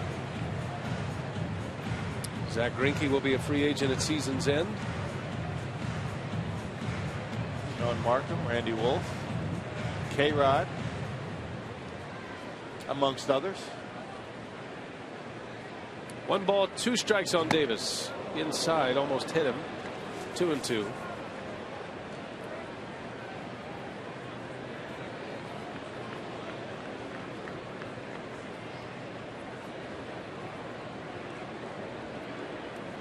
Wolf's pitch count at 86. Given up 3 runs on 7 hits thus far.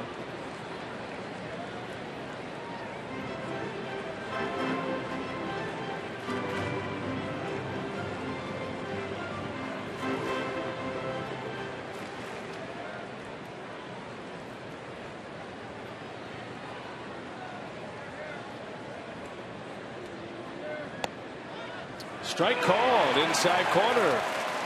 Rajay Davis rung up by Doug Eddings. And the second out. Now, the pitch before that was away. This one right on the inside corner, maybe a little bit low. Cut fastball from Wolfie. Same pitch that he hit Bautista with on an 0-2 count. You think he liked the call? I think he disagreed with that call in his own way. But he didn't say anything, which is an excellent way to deal with Doug Eddings. His react made my back sore.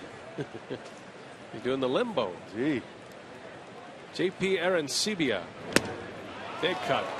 0-2 the count.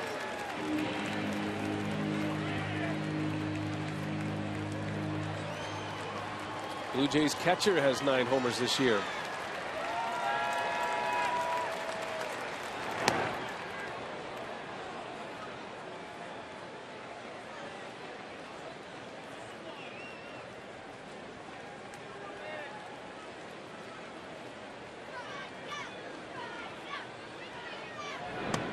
A swing and a miss. Randy Wolf, after giving up a long homer to Edwin Encarnacion, he comes back, picks up a couple of strikeouts.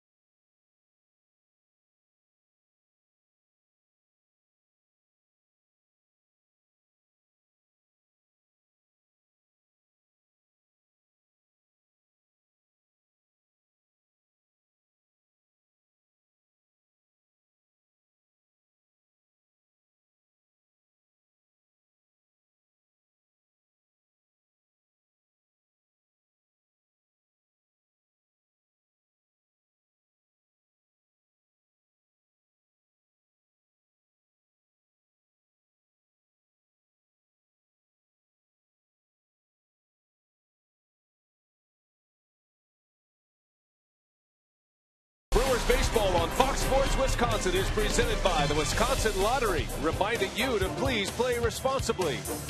And by the new Miller Lite Punch Top Can. It's Miller time. Roof is open on a warm, breezy night in Milwaukee, Wisconsin. Great to have you with us wherever you may be tonight. Brian Anderson with Bill Schroeder. Drew Olson is our reporter tonight. Tonight's game being produced by Chris Withers, directed by Kevin Shank. 6-3 our score. Nori Aoki will lead off for the Brewers. Top of the order coming up. It'll be Aoki, Morgan, and Ryan Braun. Blue Jays are hanging around. Just got a home run in the top of this frame from Encarnacion to make it 6-3.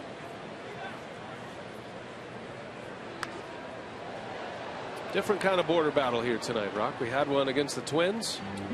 This is international. Going full-fledged international border battle as opposed to the state line. This run against the American League continues. Brewers will take on the White Sox next as Aoki sends one to center. Rasmus is there for the first out. Hey, on Wednesday against the Blue Jays here at Miller Park, the Brewers will again team up with the Wisconsin Department of Natural Resources to plant their commitment to Root for the Brewers Plant a Tree program. The Brewers purchased one tree for every 20,000 tickets sold, offsetting the number of trees used to print the Brewers 2012 regular season tickets. How about that? Nice. Use them and replant them. It's all part of the green philosophy here this week. Nyjer Morgan has a hit tonight. He has scored twice at the plate presented by Wendy's. And he's down 0-2. Aaron Laffey has come in this game and settled it down for the Blue Jays. He got some big league experience. The Indians, the Mariners, the Yankees, now the Blue Jays. So he's had some experience at this level. Strikes out Nyjer Morgan on 3 pitches.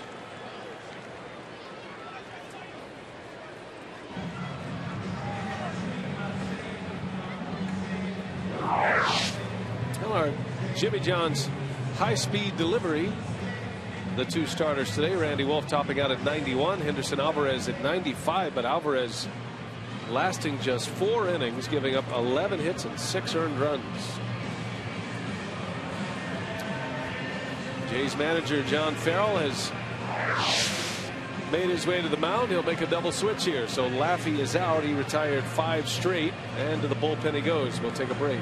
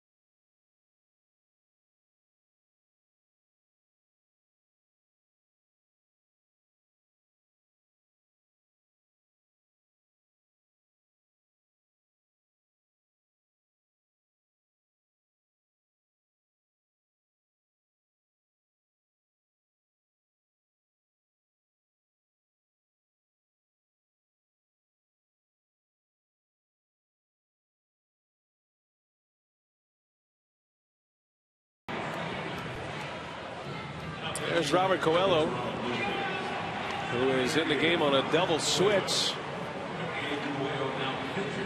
Coelho and Yan Gomes in the game. The Blue Jays have brought in a new catcher as well.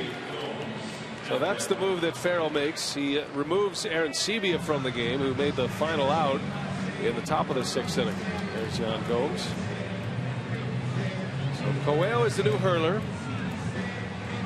And he will face Ryan Braun with 2 outs and nobody on base. And another guy that has recently been called up from AAA. Good numbers down in the minor leagues. 4-1, a 3 earned run average in 19 games, including 3 starts.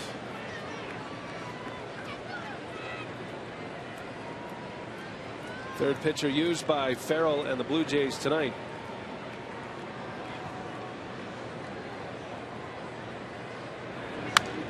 Braun fouls it away. Braun tonight has a hit. He scored twice.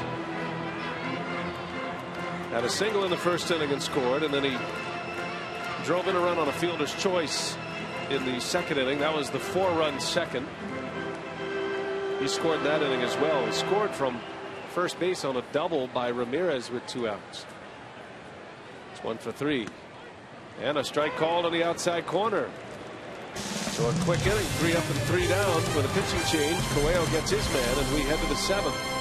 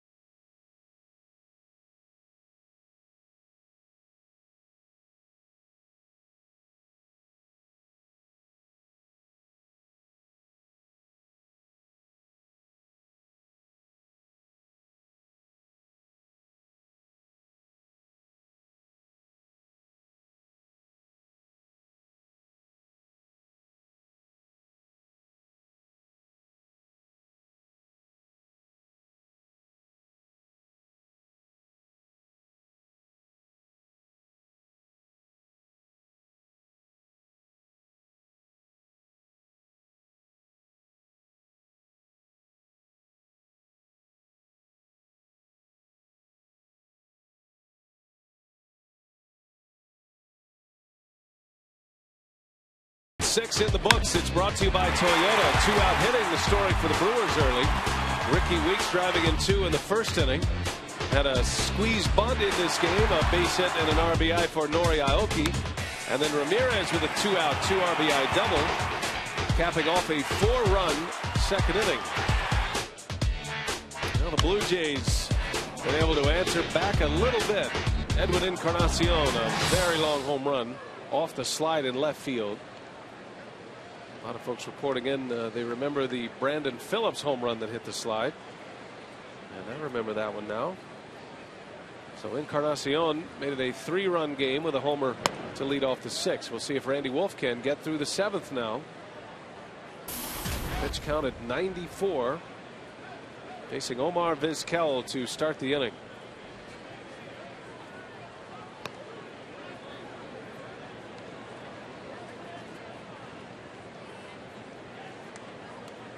Vizquel, then Gomes, who just entered the game last inning defensively, and then back to the top of the order, Brett Laurie. There's a strike from Wolf. 3-1 the count. Yeah, leadoff base runners have been a big problem for Randy tonight, but so far he's been able to minimize the damage. Vizquel in a hitter's count and takes a strike. Hall of Fame or not for Omar Vizquel, 11 times a Gold Glove Award winner. And the longevity is impressive. And knocking on the door at 3,000 hits. I think he's a shooter. I do too. And there's another base hit. Vizquel has 2 hits tonight. And Drew Olson has a Hall of Fame vote. Drew, what will your vote be for Omar Vizquel if he ever retires? That's the thing, B.A. You got to wait 5 years for the guy to retire. He may keep playing until he's 70. That was hit number 2,852. I don't know if he's going to make it to 3,000, but I'm going to vote for the guy because he's the best defensive shortstop I've seen since I started covering ball in the mid-'90s. And a switch hitting guy with a 270 average and 2,800 hits. If you compare him to Ozzie Smith and Ozzie Smith's vaunted career, I think Vizquel is right there. Yeah, and Drew, in the era of shortstop that he participated with, especially in the American League when Vizquel, he came up with the Mariners, but probably in his prime with the Indians. You think about the shortstops, these offensive-minded shortstops that he was in there with. Yeah, there's no question. He was up against, Cal Ripken for part of his career, and Alex Rodriguez played in the position of Nomar Garciaparra, and it became kind of a power position during his career, but that doesn't diminish his accomplishments at the position and just as a player over these many years. Right, and very well respected, and of course his place in Venezuelan baseball history is among the elite as well, as far as the Mount Rushmore, if you will, of Venezuelan shortstops. It's Luis Aparicio, Ozzie Guillen, and then Vizquel. Of the shortstops that I have played against and have seen in this job, he's the best. I mean, hands down. I don't think anybody's even close.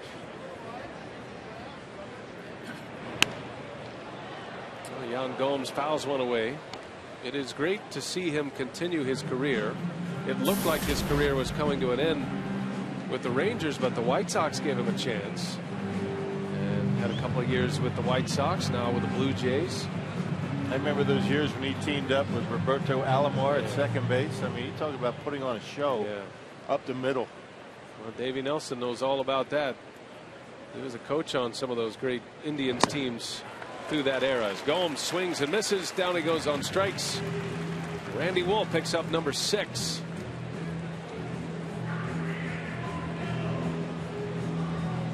Randy's got a lot of mileage out of that high fastball tonight. I haven't seen a lot of the big curveballs from Wolfie. As Ron Renneke coming out of the dugout, that's probably going to be it for him. With Brett Laurie's been swinging the bat well all night. Well, we'll see. And Laurie has 2 hits against Wolf, a home run and a double. He scored twice. Wolf did retire him his last time up. And maybe just a skull session. Nope, he's gone. So Wolf is done. And a great hand for him. They come to their feet at Miller Park as Wolf exits.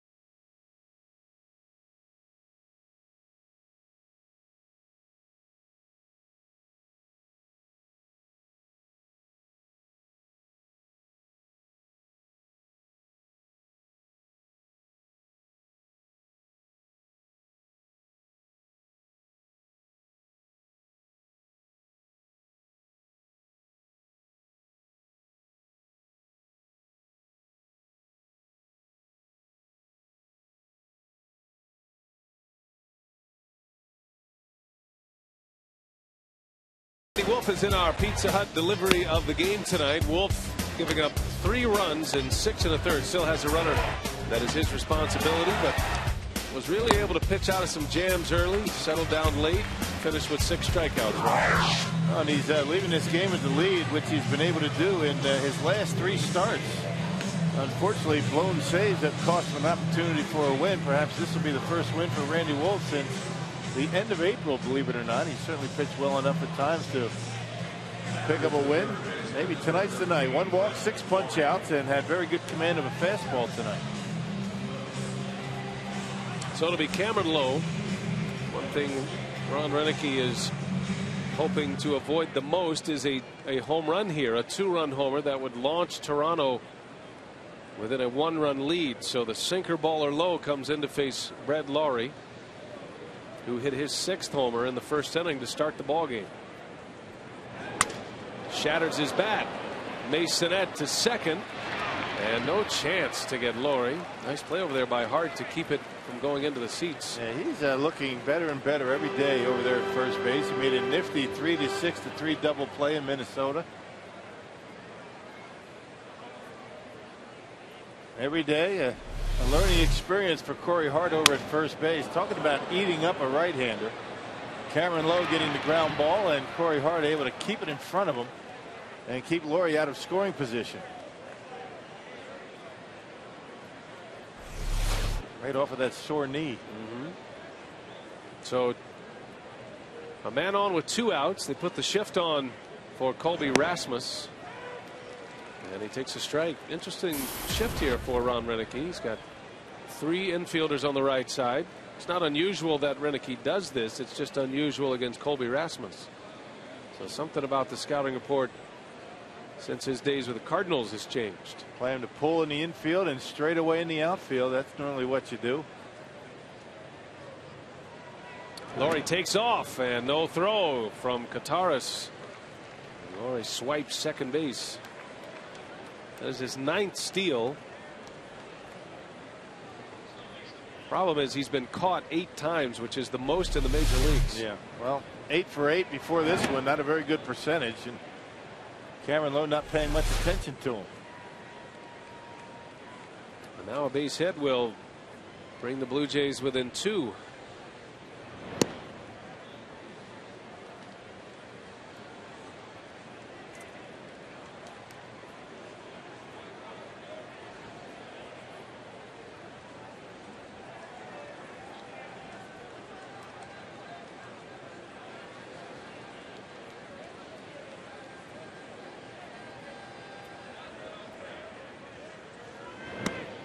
Strike on the inside corner. And Lowe did a nice job in yesterday's 15-inning game. He pitched a scoreless 9th inning. He's been putting together some pretty good outings. 2 good outings in Minnesota. 2 outs in the Blue Jays 7th with Lawrie at second base. Cameron Lowe against Colby Rasmus. Doesn't bite. 3-2 the count. Don't want to mess with the next hitter, especially representing the tying run. Jose Bautista looming large in the on-deck circle.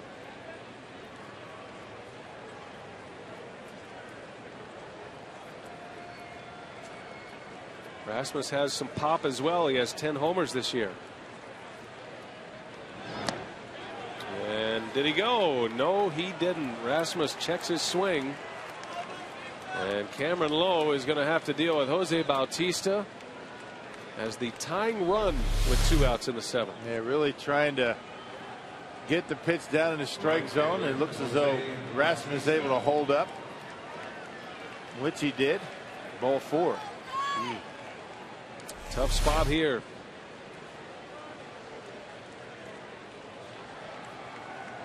One of the most prolific home run hitters in baseball the last 3 years.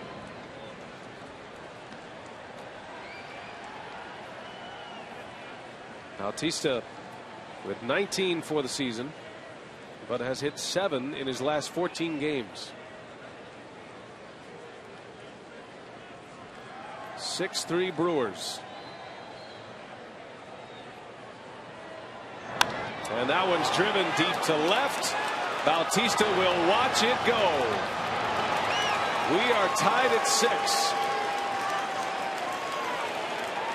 Brewers had a 6-1 lead at one point. And another blown save for Randy Wolf. Left with a 3-run lead. Game's tied. No decision again for Wolfie. And how about Bautista? Wow. No cheapies here for the Toronto Blue Jays tonight. That one up in his eyes, and no chance that's staying in the yard. On a 1-0 pitch. There's some tape measure shots being hit here tonight. Third home run for the Blue Jays. They have all traveled over 400 feet.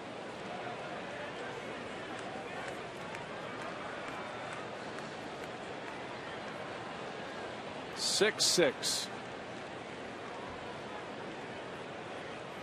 Well, tonight when the Brewers get some early offense, they finally score some runs. The pitching falls apart.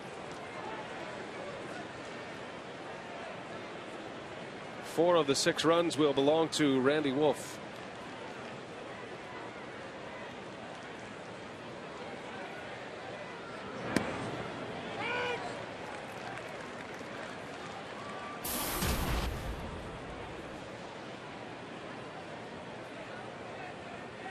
Encarnacion hit a long homer off Wolf in the 6th inning. Banged it off Bernie Slide. That one's hit hard, but the shift is on. Masonette makes a catch. And the inning is over, but the Blue Jays do damage. And one of the best power bats in the game today ties it up for Toronto. 3-run homer by Bautista.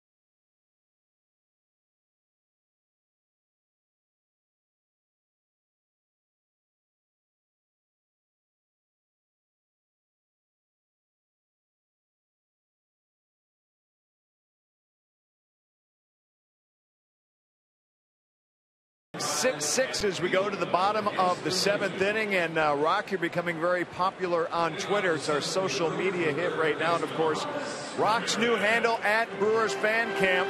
You've got over 1,000 followers, and you've already tweeted out your instructional tonight. Keep her rolling, base running on a line drive. See, I'm just going to follow you now, and I'll know exactly what's going on at the end of the game. That's how it works. You don't have to ask anymore as long as you're part of the Twitter world. That's right. Now you're going to have to tweet what your role will be in the instructional tonight as far as the base running. I don't know. Davey's in charge. If it's base running, Davey's in charge. Now we got a brand new ball game here. Unfortunately, the Brewers had a 6-1 lead after 3 innings of play. After 2 innings, I beg your pardon. Blue Jays got a run in the 3rd. They added 1 in the 6th, and a 3-run homer off the bat of Bautista. 6-6. Ramos Ramirez down the left field line. That's hit pretty well, and it is a foul ball. Not by much. You could hear the thud of the wall just to the left of the yellow line, apparently. Take a look. That wouldn't have been out of the ballpark. Oh, my goodness. That looked fair. Yes, it would have. How about a replay? That is very close. Ron Renege asking perhaps for a replay. It's reviewable if the home plate umpire deems it reviewable. Hits any part of that yellow pad up there. And would have been a home run, but for whatever reason, I guess Ron's going to go out and talk to the third base umpire, Paul Nauert. I guess he's the only one that can go into the replay booth, go to the crew chief and say, well, maybe we should take a look at it. But what we saw there, I doubt you're going to be able to get a reversal on that based on what we saw. Well, the fact that it is a boundary call, which means it's either a home run or a foul ball. And that means if they do review it, this could be overturned here. And it's a good sign that the umpires are coming together. And Kerwin Danley, the crew chief, he's the only guy that can really say, let's go look at it. He will be the guy to look at it.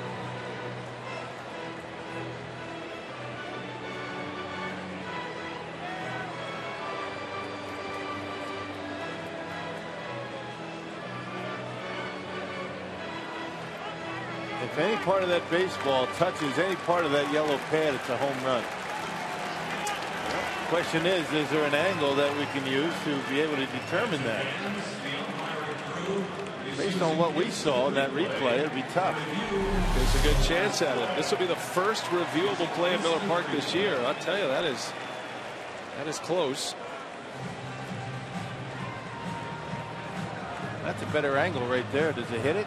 Maybe you freeze it right on the. Looks like you got it right there. Yeah, you can see it. See the way it changed directions. See the way the pad kind of moves in as that ball goes, as the ball hits. They might reverse that. Here's the thing to note, though. The yellow padding out there. The yellow padding, that's a pad. To the left of it is a hard wall. A wall. It's a hard wall. Right. So a hard wall wouldn't make that kind of ripple in the pad. That's a very good investigative reporting right there. There it is right there. A freeze frame right on it. See, the blue area is not right here. That is not that's a it. pad. That's a wall. So looks like half of that baseball is on that yellow pad. That's the best shot we have right there, and that's something that the umpires are going to be able to see right there. Look at the way the pad kind of dents. Yeah. And they come out, and Kerwin Danley circles the finger, which means Aramis Ramirez will get to take his home run trot after all.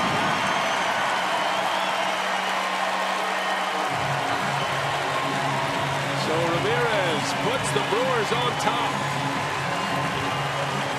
We might have to recreate that one like they did in the old days, just to give it its proper place as Ramirez gives the Brewers the lead. Good job, Ron Remke going out there. Good job by the umpires to get it right. Slider going down and away. Ramirez hooks it. It's hooking as it gets out to left field. And just barely gets a piece of that pad, which is a fair ball. There you go.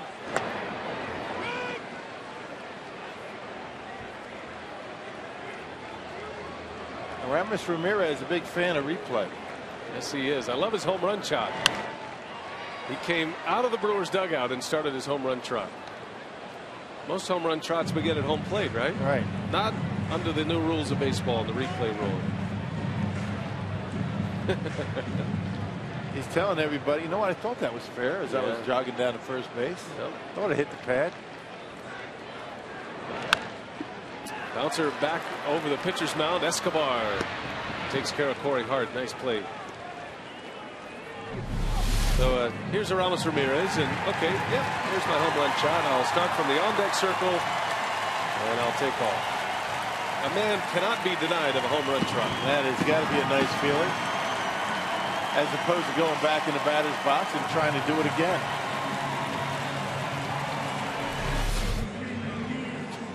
I think it was that last angle that we had there on the replay that convinced the home plate umpire. I should say Kerwin Danley.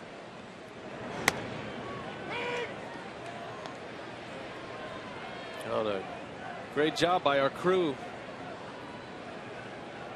Our camera crew, director, producer, our technical director for the Zoom. And great sounds out there. Eric West had a mic right on it.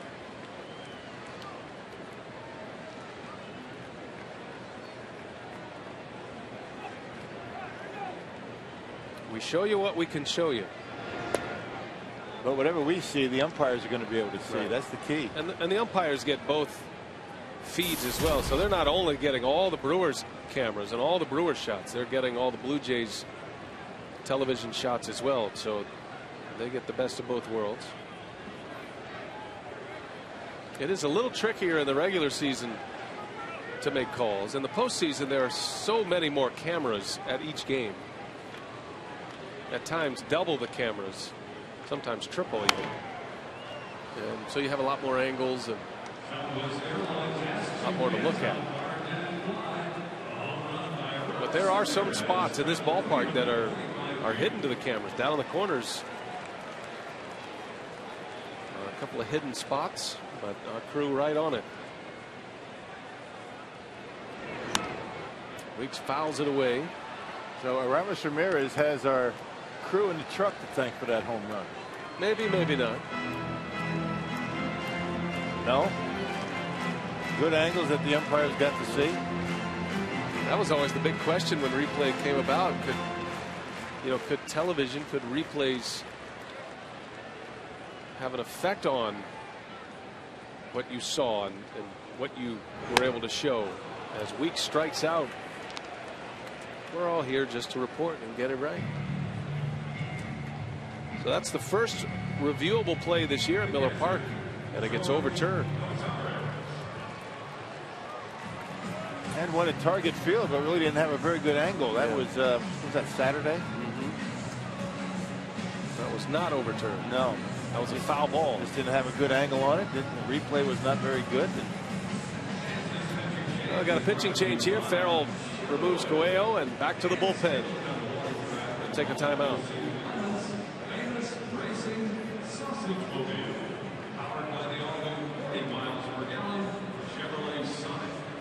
Chevy Sonic at 40 miles per gallon and is a top safety pick from the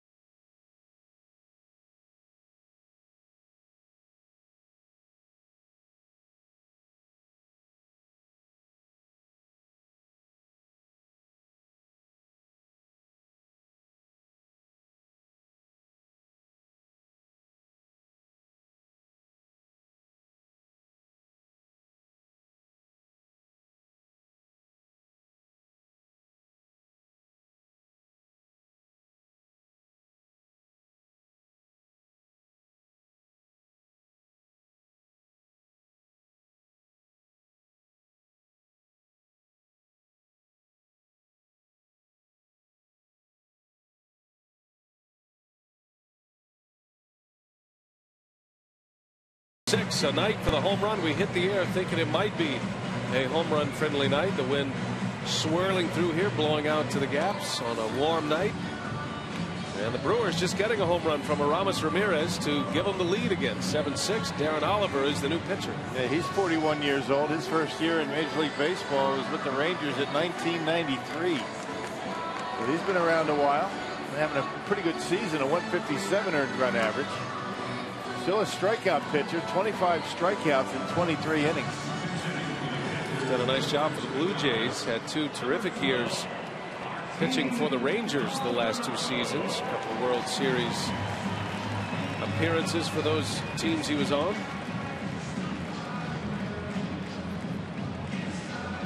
7-6 Milwaukee, and George Gutaris, the scheduled hitter. Renicky is going to make the pull and go to his bench. Martin Maldonado. Maldonado on the first pitch, a bouncing ball toward Escobar. Inning is over, but Aramis Ramirez, let's call it like we should have. A drive in the left, and it's gone, and the Brewers take the lead 7-6.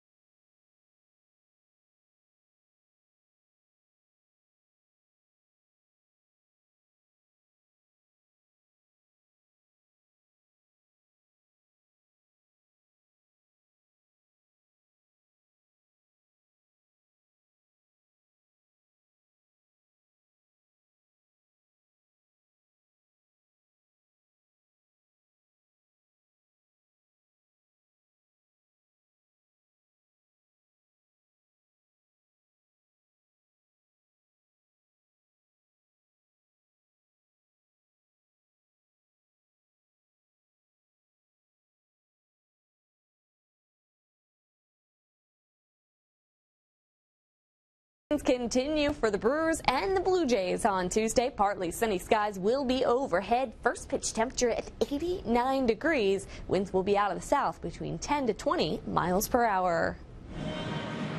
Another warm, windy day tomorrow for the Brewers and the Blue Jays. Our Miller Lite, what's on tap? 6:30 airtime tomorrow. 12:30 is airtime for Brewers Live on Wednesday. And then the Brewers will take Thursday off. They'll head to Chicago. And a date with the White Sox beginning Friday.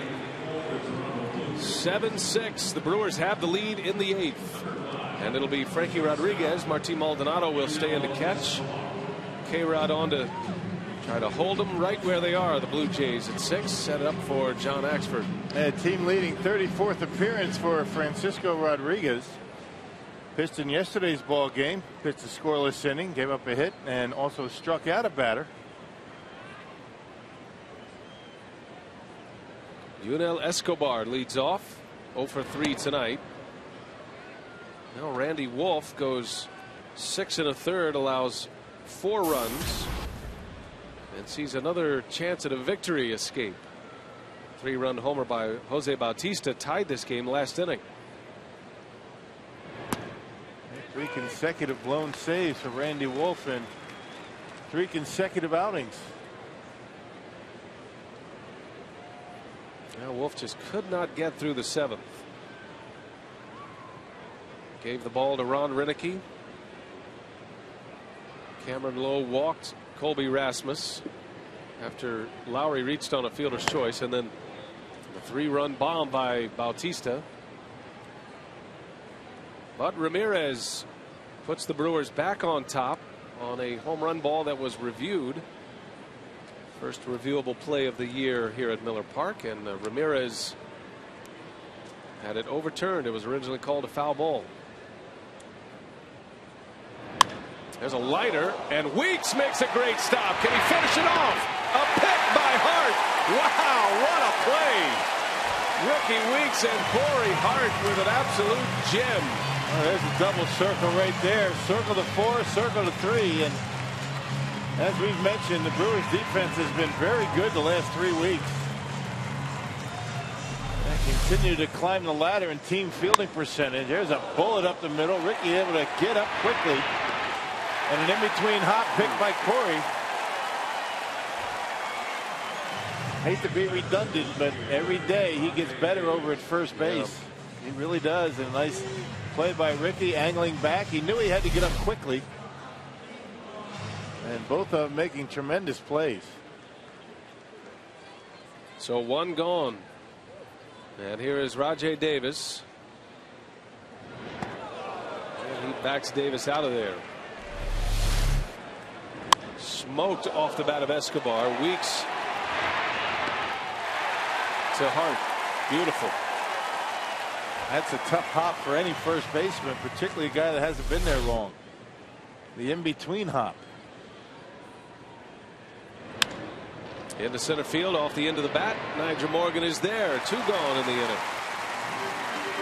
Ron Renicky talks about Corey Hart. He says he's legit. He not only is he an average first baseman, he's trending towards above average defensively. He just has to get used to it over there. Just has to get over there, get comfortable, understand where he needs to be.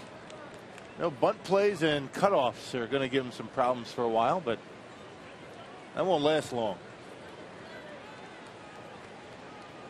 2 gone, and it'll be David Cooper off the Blue Jays bench. He'll hit for Oliver.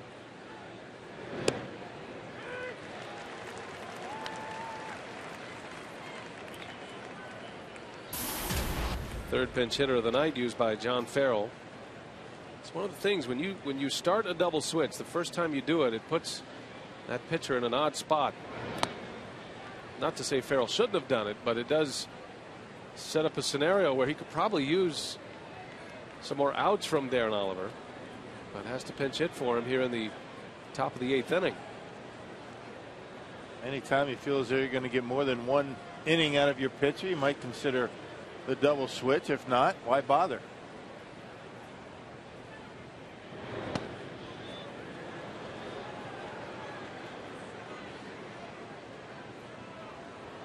Well, the goal now for the Brewers is to try to get to the finish line without having to face Jose Bautista again. And they can do that. Blue Jays would need a base runner. Actually, they'd need 2 base runners at this point, depending on what happens here with David Cooper. Problem is, you have guys in this lineup up and down that can take you out of the ballpark. Yep. Well, the Blue Jays right now are in the 7th spot in their batting order. K-Rod with 2 outs. Here's the 2-2 to Cooper. And a hard hit ball to right, a base hit. Well, Blue Jays not getting cheated here in this 8th inning, but just the 1 single to show for it. Our text question, courtesy of Ho Chunk Gaming, Wisconsin. Max in Middleton wants to know how come replay isn't in the hands of managers like with head coaches in the NFL. It's only the crew chief who can make that decision. Well, yeah, like the manager, Ron Renneke goes out and talks to the umpires and says, "Hey, how about taking a look?" A manager can't demand it. He can put the bug in the umpire's ear. I don't know. It's just the way it was developed, through Major League Baseball and the Players Association. That's what they came up with. The answer to that question is because Commissioner Selig says so. That's why. The answer to it is because. It's like you tell your children, just because I said so. There's a shot. Corey Hart lays out, makes the catch. It would have been a foul ball, but Hart ends the inning with that play. Robin Vizquel, Corey Hart have an inning with the glove.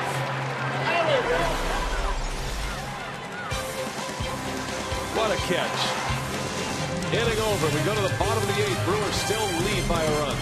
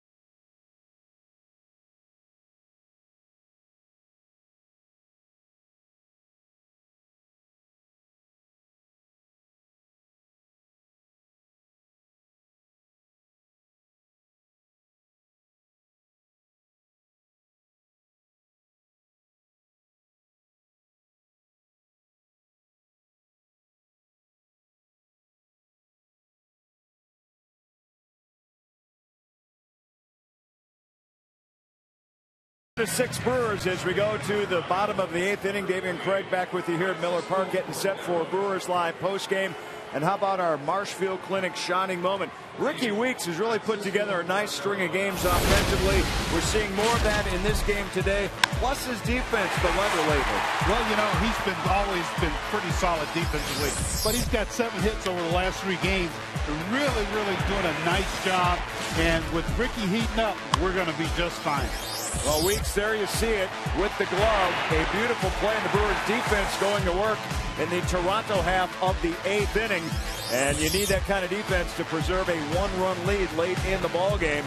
So now the Brewers are going to try to get some more runs here, and we'll cover the game live during Brewers Live to get reaction from Ron Renneke and the Brewer players as well, and get you set for Game 2 of the series tomorrow night. Brian? All right, Craig and Davey, thank you. And the Brewers will head to the bottom of the 8th and face a familiar face, Francisco Cordero. And a bunt by Masonette. Laurie throws it away. Masonette will turn left And he'll stop at second. Another error by Laurie. Number 10 on the year, and one that he probably should have held on to. The learning curve for Brett Laurie, and he knew it. Second time the Brewers have bunted for a hit in this game. Masonette joins Aoki. And Laurie. That's a beauty. Right down the third baseline. Brett Laurie, no chance of getting it out at first base, and throws it down the line. And now the Brewers are in position. They're at an insurance run. That one not even close. It's going to be Taylor Green off the bench hitting for K-Rod. Runner at second, nobody out. And just hold on to this. Nothing good can happen. You get rid of that baseball, and that's what happens. Airmails it. Green pulls it foul. Francisco Cordero. He was a terrific closer for the Brewers during his time in Milwaukee. He's currently 12th on the all-time saves list with 329 career saves. And he's at the back end of his career now. Had 60 saves with the Brewers, 44 of them in 2007. His closing days coming to an end. He'll just get a rare save here and there, save chance these days. He does have 2 saves with the Blue Jays this year. After 4 years in Cincinnati as their primary closer. Not a good at bat by Taylor Green. He had to figure out a way to get Masonette over to third base with less than 2 outs. Ends up striking out. Now it's going to take a base hit. Surprised that the Brewers weren't bunting there. That's a big insurance run out there. Yep, especially when you're looking at 9-1-2 due up for the Blue Jays. Got some home run hitters coming up.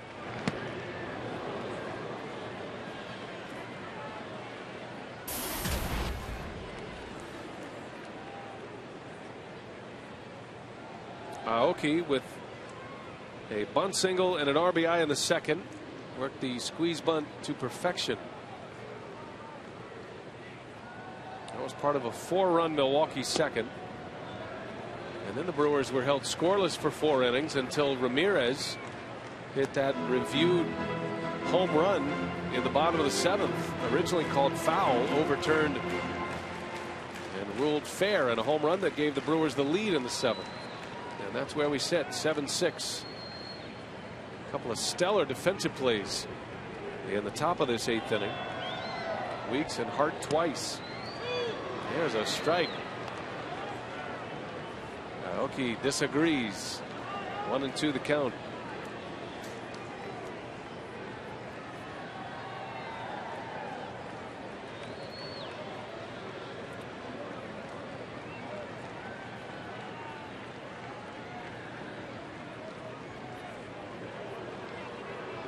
Francisco Cordero now 37 years of age. He had some good years with Cincinnati. Had a 40 save season in their division championship year in 10. As Aoki flares it foul. And Darren Oliver and Vizquel and Cordero kind of skew the average age of this ball club. Yeah, Vizquel's 45. Darren Oliver's 41 and Cordero 37. And then you've got a bunch of 22-year-olds like Brett Laurie and tonight's starter Henderson Alvarez. Aoki takes one low.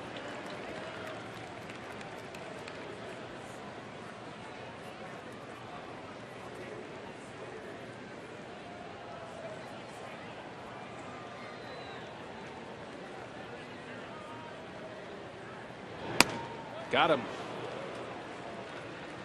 Fastball gets right by Aoki. I think it surprised him.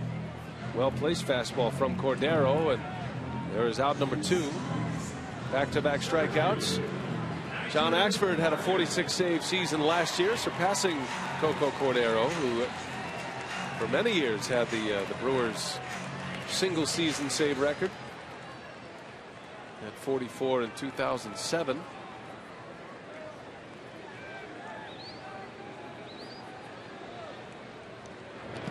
And of those 44 saves back then, maybe 1 or 2 a 3-up 3-down inning. He's one of those guys that'll have you biting your fingernails. Well, there were times, I remember a stretch I believe it was 07. Cordero pitched in 6 consecutive games for Ned Yost. He was an all-star that year in 07. Pickoff play. Masonette back. Well, no matter how it finishes, Rock Cordero, he's had a great career. Yes, he has. And he has pitched in some big games and been in that closer's role. 329 career saves. And look at the ERA, not too bad, 3.25.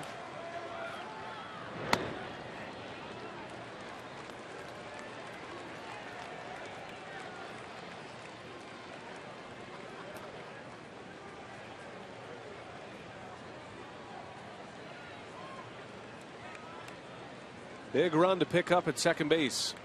Nigel Morgan lays off, ball 3. Ryan Braun is waiting to hit next.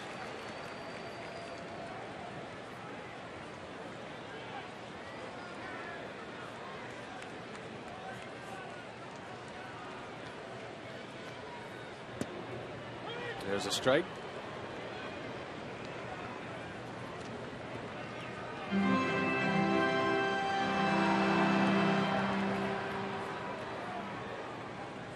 Morgan might be inclined to take another one. Make Cordero throw strikes, and he cannot. Nigel Morgan draws the walk. And here comes Braun with 2 on.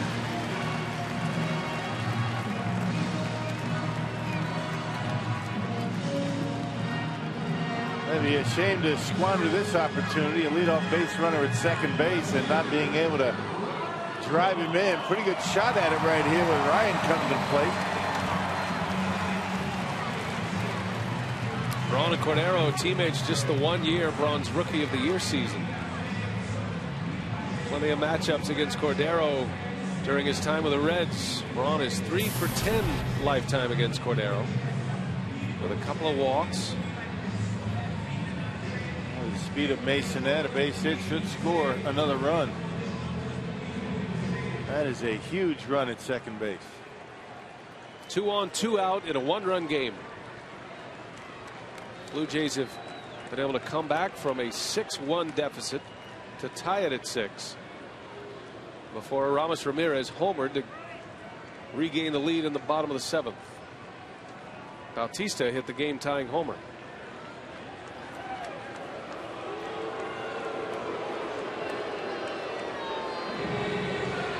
Former Brewers everywhere. Coco Cordero, Brett Laurie, Carlos Villanueva.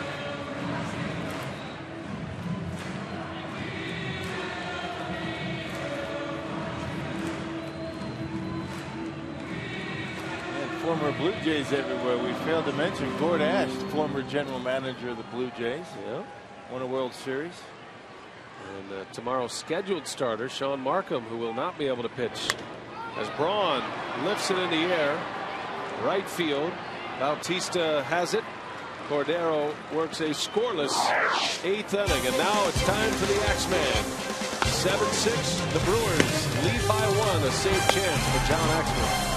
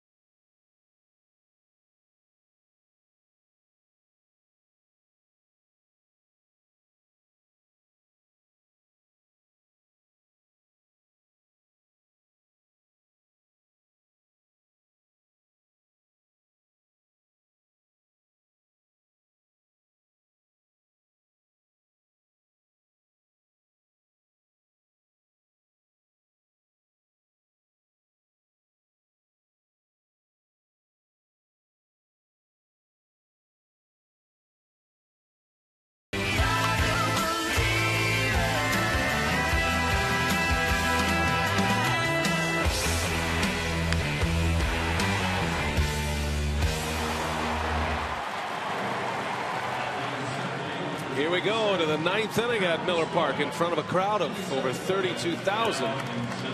A double switch for Ron Renicky here in the 9th. Carlos Gomez will enter the game in center field. He'll bat in the 9th spot. The Brewers are hoping not to bat again as John Axford enters. Game started with a catcher in George Kataris from the Toronto area, and Brewers are hoping to finish it with a pitcher from the Toronto area. Columbia St. Mary's save tracker. Axford going for number 12 here tonight. Yeah, picked up his 11th save on Friday against the Twins. A very good 3-up, 3-down inning for the Axeman. Saved 11, blown 3. Facing Kelly Johnson off the Toronto bench here in the 9th. Axford grew up a Blue Jays fan. That one's hit high in the air, right center field. Gomez and Aoki converge, and Gomez will make the catch. Boy, that had you holding your breath for a minute. Everything up in the air seems to be an adventure tonight. That ball went all the way to the warning track. Looked like a pop-up when it started. Yep. That's the way the ball has traveled tonight. The Blue Jays have hit 3 homers. Brett Laurie started the game with a home run. Encarnacion had a solo shot, and Bautista had the game tire in the 7th. Laurie's went to right center, and it was a bomb. That's how the game began today. Laurie with 2 hits.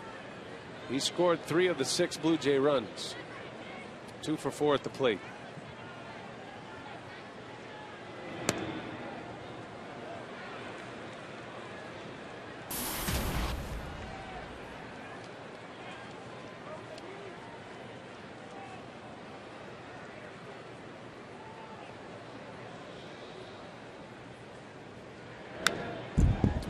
Fouls it back. 2-1 to count. He does have a quick bat. John Axford gave him a pitch down and away and had a pretty good hack at it.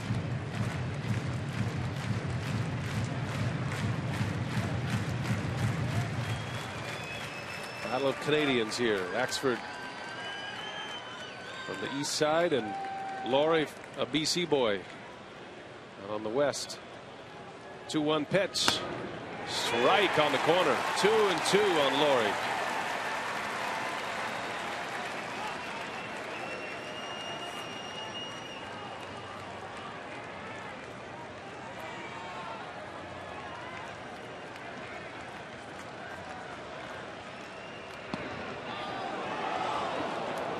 But with a slider that time, had him fooled, but it missed, and now it's 3-2. Buckled the knees of the Blue Jays leadoff hitter. And you throw that for a strike, and that's an easy strikeout. Brett Laurie just sitting right on the fastball. Anything else for a strike is going to get him. See what Axe does with him here. 3-2. And a fastball swung on and missed. Laurie chases a 98-mile-an-hour heater up in the zone, and he's gone. Yep, elevated it, and it's tough to get a piece of that pitch up there. Check it out, up above the belt.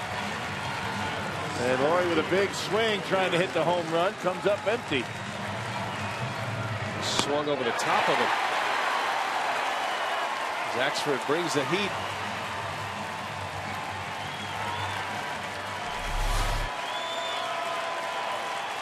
Two outs. Here's Colby Rasmus.